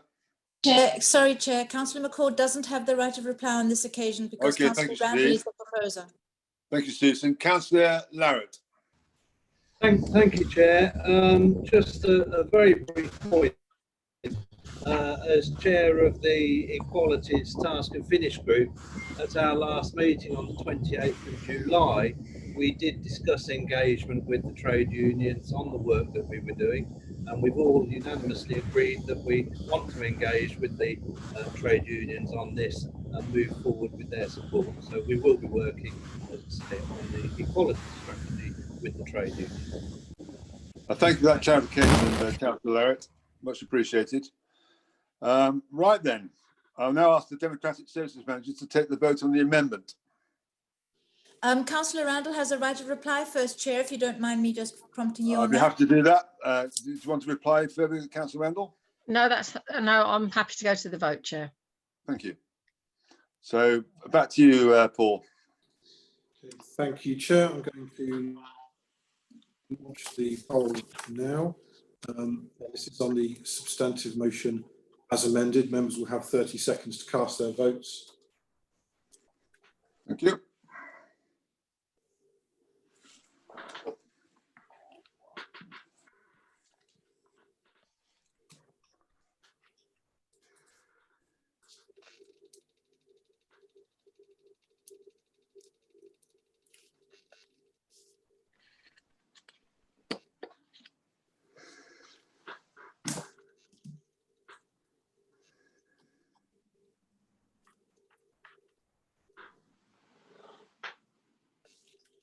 Chairman, the voting is 76 votes for.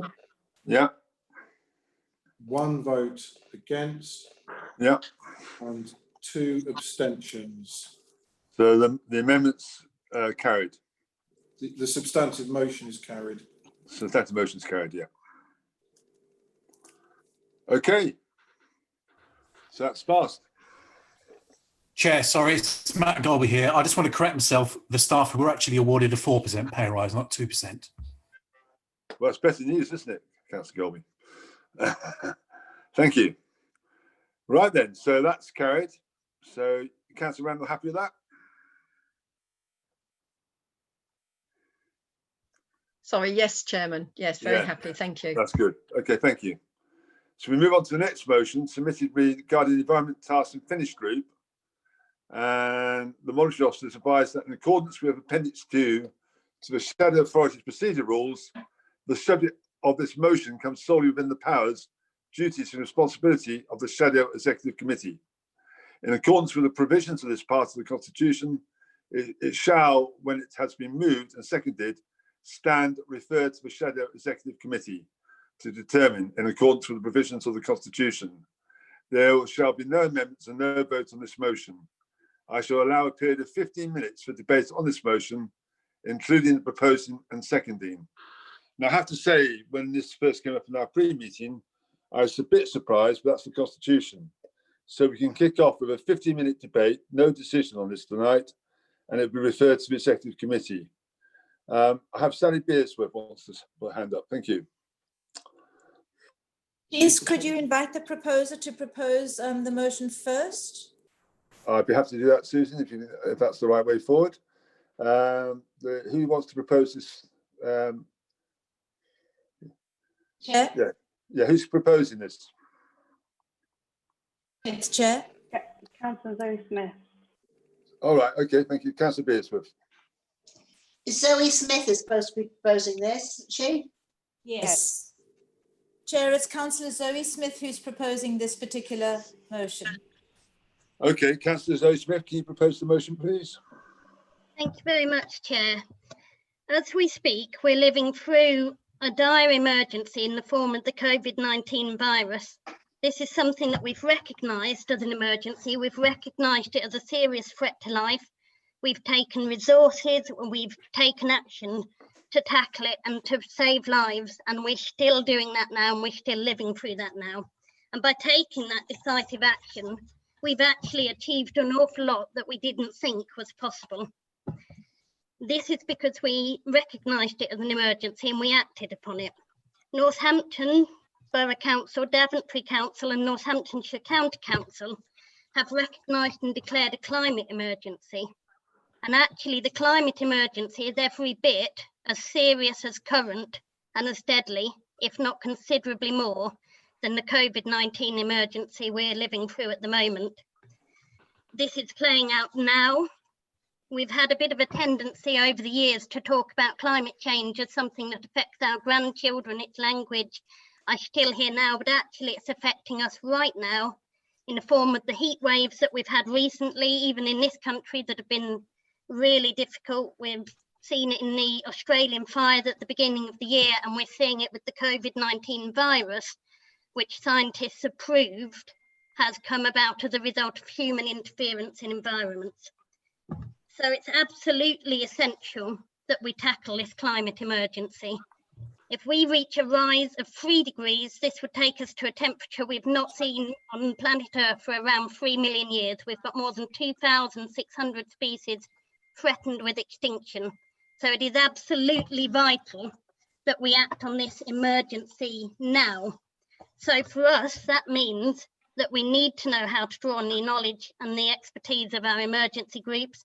We need to engage everybody in this issue, and it needs to be on everyone's agenda, everyone's work plan, at the heart of everything we do, every decision we take, because we're acting now to save our own lives and our own experiences, as well as those of our children and grandchildren. So it's absolutely vital that this goes forward and that we treat this emergency every bit as seriously as we've managed to treat the COVID-19 emergency. Thank you, indeed, Councillor Smith. Councillor Stone, do you want to second the proposition?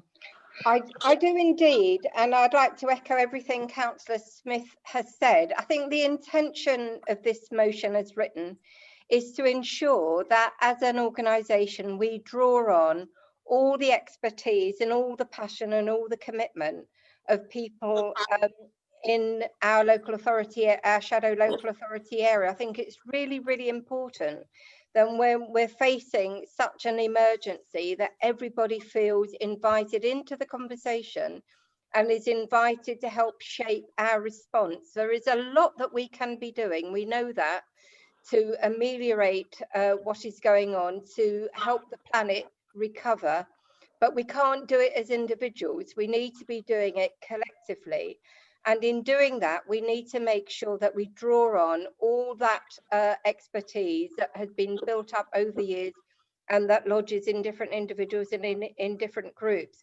I am a little concerned, Chair, that we have put ourselves in a position where the members cannot take a vote on an issue with such importance. And I don't really understand, although I've read it and I've read it, I don't really understand why our shadow executive is taking so much power away from the members. I cannot help but think that that is a democratic deficit. And actually, we're all in this together. We need to be making collective decisions, and we need to be able to support each other through the depth and breadth of our organisation. Thank you, Councillor Stone. Now there's a time limit. We've got 15 minutes now to total time on this item. And so Councillor, we've got Councillor Jonathan Harris. Thank you, Chair. Again, I just want to echo, and I'm sure I'll be accused of sounding like a broken record, but this is the reason why I mentioned at the outset of the meeting tonight why I strongly believe that the Task and Finish Group for Environment should have all the talents, all of the views, all of the perspectives, because this is a problem that is not going to be solved by 5 people. It's a problem that's going to be solved by many. So again, I just want to make that point again. Thank you. Thank you, Steve. Councillor Ritchie. Thank you, Chair. I would like to really support what Councillor Horace has just said. I think that in an issue like this, we've got to remember that while our individual councils have done a lot of good things to reduce their own carbon footprints, it's not really the issue. The total carbon footprint of all our council operations across Northamptonshire is probably only about 1/5 of 1% of the carbon footprint of the whole county. We're therefore in a position where if we're going to make any impact with this, we have got to be out there working with the public, working with schools, working with parish councils, with industry, with all sorts of other groups. Our biggest role that we can play is by getting other people involved and getting them on board. I hope that the Task and Finish Group that is actually looking at this will give some attention to to some of the reports that are prepared by the government's own Climate Emergency Committee. They have commissioned research from various universities, and they have stated very, very clearly that they will not meet their targets for reducing greenhouse gas emissions unless they get public engagement on the issue. So that is the importance. The other thing that we like to say, I think that a group that met as a task panel on climate emergency in Daventry was very successful. Councillor Harris, who has spoken, was one of the members. But we had 3 members, 1 from each party. I don't think there was any moment at which we disagreed with each other. I think that we all learned from each other in what was actually needed. We brought different things to the table. And I'm just very disappointed that that approach is not being pursued. I'm aware of what Councillor McCord said earlier about the membership of the groups having been constituted. But I really think on an issue like this, that's not good enough. It's got to be reconsidered. Thank you, Steve, because we're running out of time here. Councillor Beersworth. Thank you, Chair. I totally agree with what's been said before by Councillor Stone and Councillor Ritchie. I think the problem is we've had just recently floods in Wellingborough. We've had a tornado in Northamptonshire. We know we've had heat waves. We know we've had exceptional weather. We know what the problem is, and we've got to do this cross-party. It's no good doing it in isolation. We need everybody that's got expertise in this business to look at it. It's not something that should be put into a 5-member person. We need people from the university. We need people that are environmentalists. We need people that have got the knowledge that can steer us right to what we need to do in this county.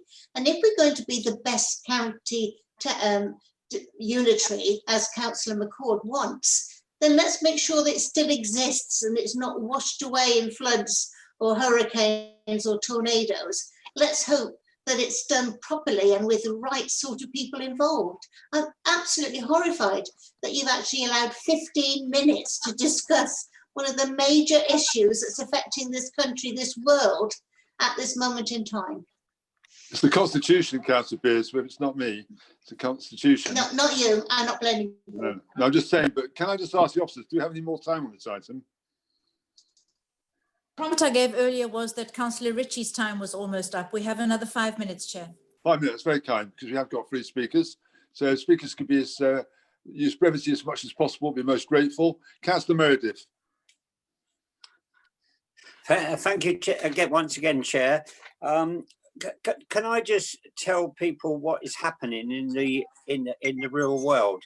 Being an allotment holder for many years, this year I have seen a dramatic decline in produce being grown by allotment holders because of the climate and what is happening.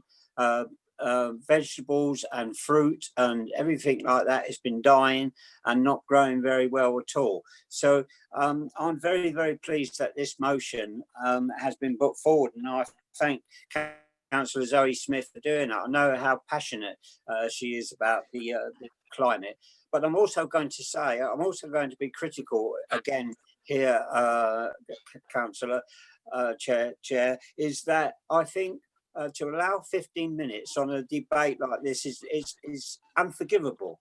It's not how. And this motion to the shadow executive is appalling. And I hope that you can take this back and change this system, because it's not good enough. As an elected councillor and other councillors here, we have a right to have a good debate on this and to come up with solutions. Thank you, Chair. Thank you, Mr. D. Councillor Chandler. Thank you, Chair. Very, very briefly, there is one group that seems to get left out of a lot of the polemic about climate change and how we should all stop using our cars and walk and cycle and use public transport. And that is the disabled, which I, of course, represent, declare an interest as being one. Very well. I would be happy to join in any discussion about the special needs for disabled people who need to be considered when a lot of publicity is being given to how guilty we should feel because we use fossilized fuels and motorized transport. Thank you, Chair. Thank you, Steve. I'm sure that's noted, Councillor Chandler. Last speaker is Councillor Brian Markham. Thank you, Chair.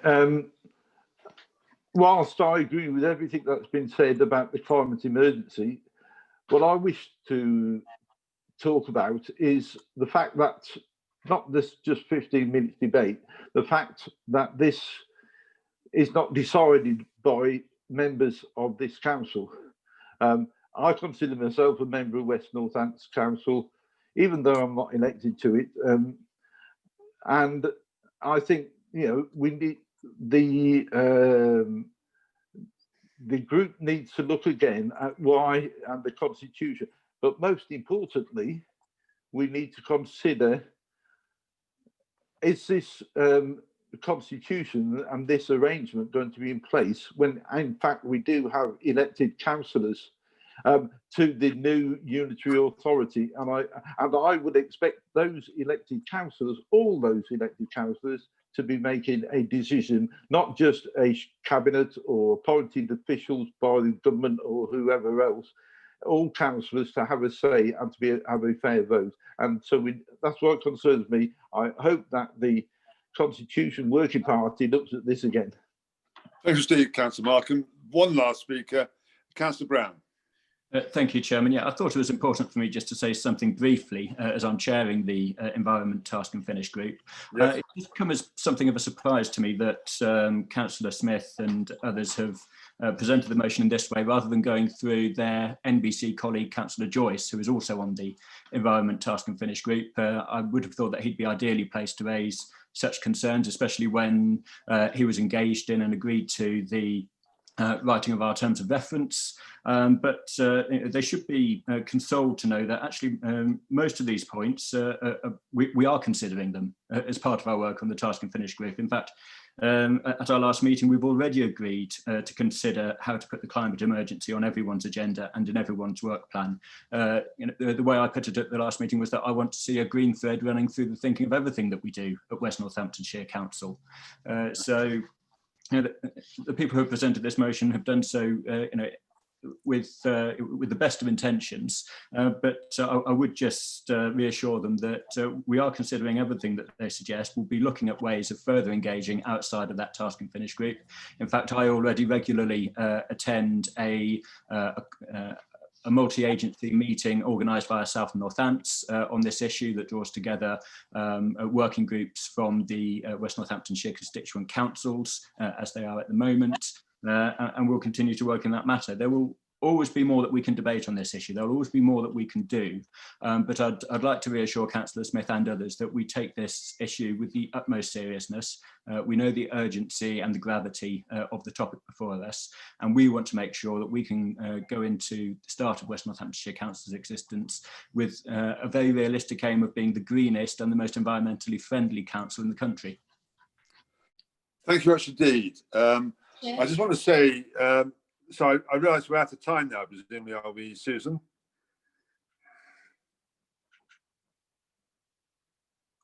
Sorry, monitoring officer? Yes, we are. We've used up our allotted time, Chair. There has been an issue on this because I raised this in the pre-meeting. It seemed to me that to only allow 15 minutes, but I was assured it was done through a member working group came up with this proposal.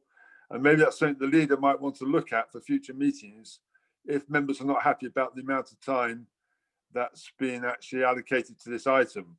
We're going on to another motion in a second, which is exactly the same rules again. So I'm going to suggest that people have got their hands up now. I can't really take it because obviously we're out of time.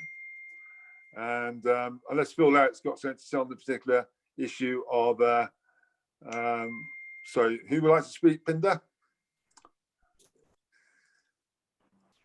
Sorry, no, that wasn't me. I was saying council. I think, yeah, sorry, it was. I'm just trying Phil to say Larrett that next, we've run out of time on this item. So the point I'm trying to make here is, if I raised this on the pre-meeting, I didn't think it's enough time for this. So I'm going to ask if the leader could actually have a look at the ruling on this, of these motions. Otherwise, members have to be far more succinct in what they say. So let's practice that on the next item because we run over time on that one. Chair, can I ask whether I have right to reply under this circumstance as we do with other motions? Susan? Councillor would have done, but unfortunately we've run out of time for the open agenda. I think you can exercise your discretion if you would like to, Chair. On this one occasion, I will do, but I think members have got to understand, all the members who spoke there, I'm not going to mention names, but I think if you can say the words in less time, it gives more members the opportunity to speak. So I'm going to go back to the members who haven't spoken on this one occasion. So when it comes to the next one, then clearly we're going to abide by the rule fully. So Councillor Larrett.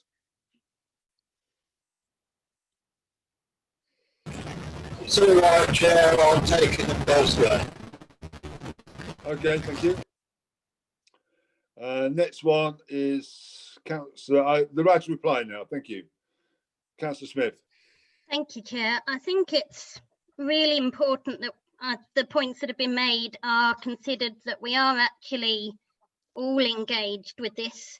What's happened I can only speak for the Northampton Climate Emergency Forum, but actually that hasn't only included councillors from all parties and a number of them, but it's actually also involved members of the public, the people who asked us to declare the climate emergency in the first place, and it's drawing on the expertise from across the town of Northampton, I hope across the authority of West Northants. And I would like to see not a green thread necessarily, although that would be laudable, but actually it needs to be the foundations, it needs to be the basis on which everything else is done. If Northampton's going to be the greenest authority in the country, we've got an awful lot that we need to do, because we're certainly not there at the moment, and it really needs to be something that involves absolutely everybody, and we need to make sure we've got the opportunity to contribute to that and to embed it in everything that we do. Thank you. Thank you, Councillor Smith. We now move on to item 11C, and bearing in mind the time here, 15 minutes, you've got a motion before you there regarding the Northamptonshire County Council Highways contract. And I'm saying the monitoring officers advise that in accordance with Appendix 2 to the Shadow Authority's procedure rules, the subject of this motion comes solely within the powers, duties and responsibilities of the Shadow Executive Committee. It shall, when it has been moved and seconded, stand referred to the Shadow Executive Committee to determine. In accordance with the provisions of the Constitution, there shall be no amendments and no vote on this motion, as it will stand referred to the Shadow Executive Committee to determine. I shall allow a period of 50 minutes for debate on this motion, including the proposing and seconding. And that 15 minutes starts now. I'll invite Jonathan Harris to move the proposition. Thank you, Chair. Well, as the clock appears to be running and we're in this very strange 15-minute window, which includes, you're saying, the proposer and the seconder and debate, that seems very tight and ridiculous. I do want to say a few words, though, in regard to this motion. The LGA survey data recently, most recent, in fact, continually puts road dissatisfaction from council services at the top of the list. And in fact, consistently between 40 and 57% of those sampled are extremely dissatisfied or very dissatisfied. It's been like this since the survey started for some 8 years. Road maintenance continues to have the highest level of dissatisfaction, with only 9% of people being very satisfied. In 2018, the Northampton County Council paid out £195,000 to just under 500 motorists whose vehicles have been damaged by potholes. And it's well documented that there's been an overall lack of scrutiny on that existing contract that exists currently. I have residents contacting me who do this sort of work for a living. Yes, we shouldn't forget that we have residents who actually work with and for councils in other areas. They basically are telling me that £1.4 million just to build a tendering process is crazy. Quotes, "That price, I can tell you, is at least 2/3 too high. Why are you wasting our money once again?"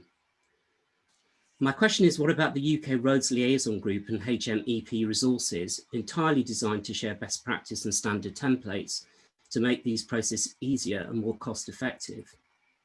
What about the HMEP standardization toolkit? It's a one-click download and provides a full basis to run such a process. What about the option of a direct labour provision?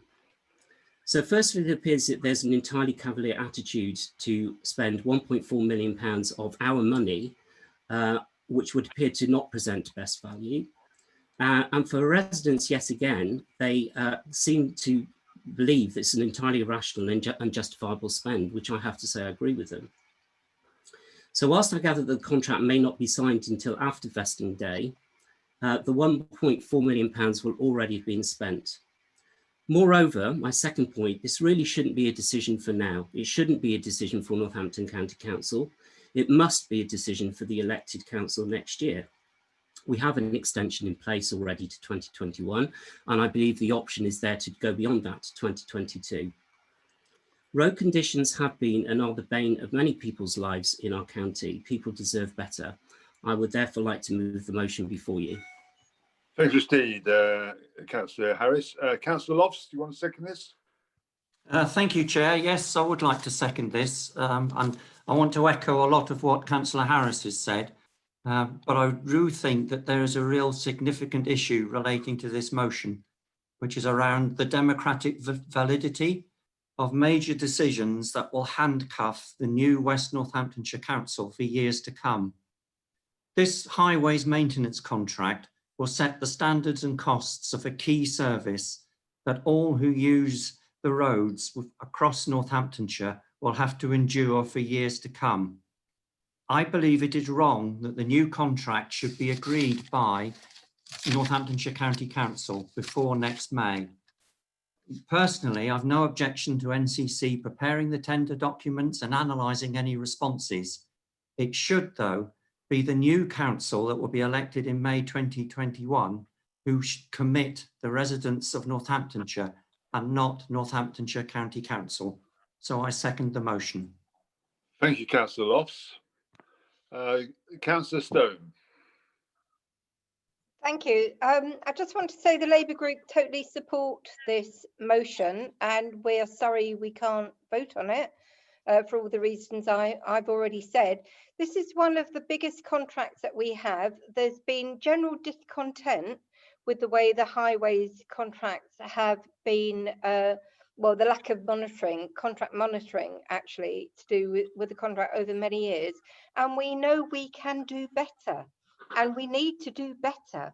And so I think it's really important that we pause the process. And of course, we have to honour the contracts that exist at the moment and extend them if need be. But actually, you know, you think about what we've been discussing with the climate emergency. We need a much harder look at exactly what it is we want from our highways contract. We need a really hard look to see whether it's still appropriate to outsource this kind of work. I personally think it probably isn't, but I'd like to see the business case for it, frankly. And, you know, I think we can do a lot better, and we should. It's not our money, it's the people's money, and we need to give them an assurance that everything is going to be looked at. Thank you.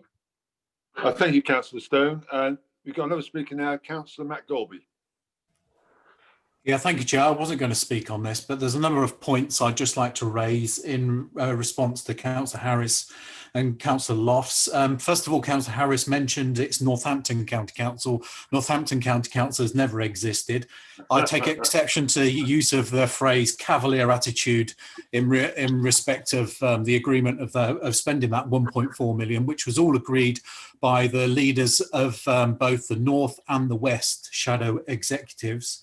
It talks about no scrutiny. There's been a large amount of scrutiny, and a big report was presented to Northampton County Council Cabinet not so long ago, talking about the lessons learned from the process and how the contract was managed, which of course needs to be taken on as we look to appoint a new contract. And also, you know, 1.4 million, of course, is a lot of money, but we're talking about procuring a long-term contract that will be worth millions and millions of pounds and millions of pounds of spend for the residents of West Northamptonshire. So, as far as I'm concerned, it does need to be spent.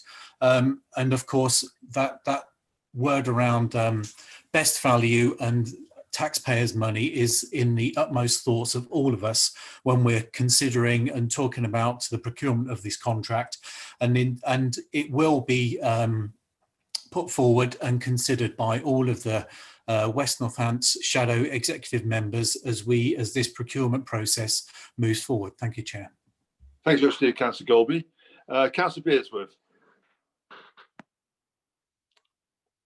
Thank you, Chair. I wasn't going to speak on this, but I'm really surprised at Councillor Golby, because we've had such terrible experiences with contracts with Northamptonshire County Council. Do I mention Carillion and various other ones like that that's cost this council millions? What we want to see is what's the best for Northamptonshire's taxpayers. They're the ones that are paying for this, not Northamptonshire County Council and their executive. It's the people that are buying this contract. And I think 1.4 million is extortionate to pay. And when other councils we've looked at are paying far, far less to get the same sort of results. Why is it always costs Northamptonshire County Council such a lot of money? I don't know.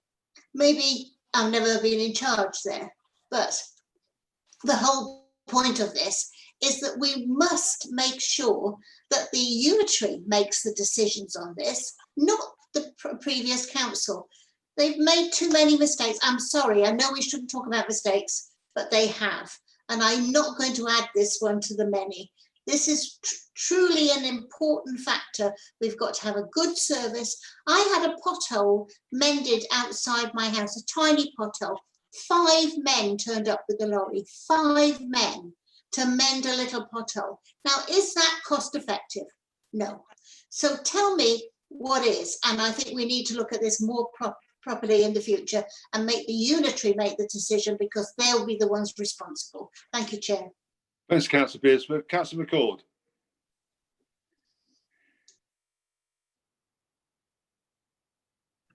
Thank you, Chairman. There's a number of misunderstandings here that I think we need to clear up.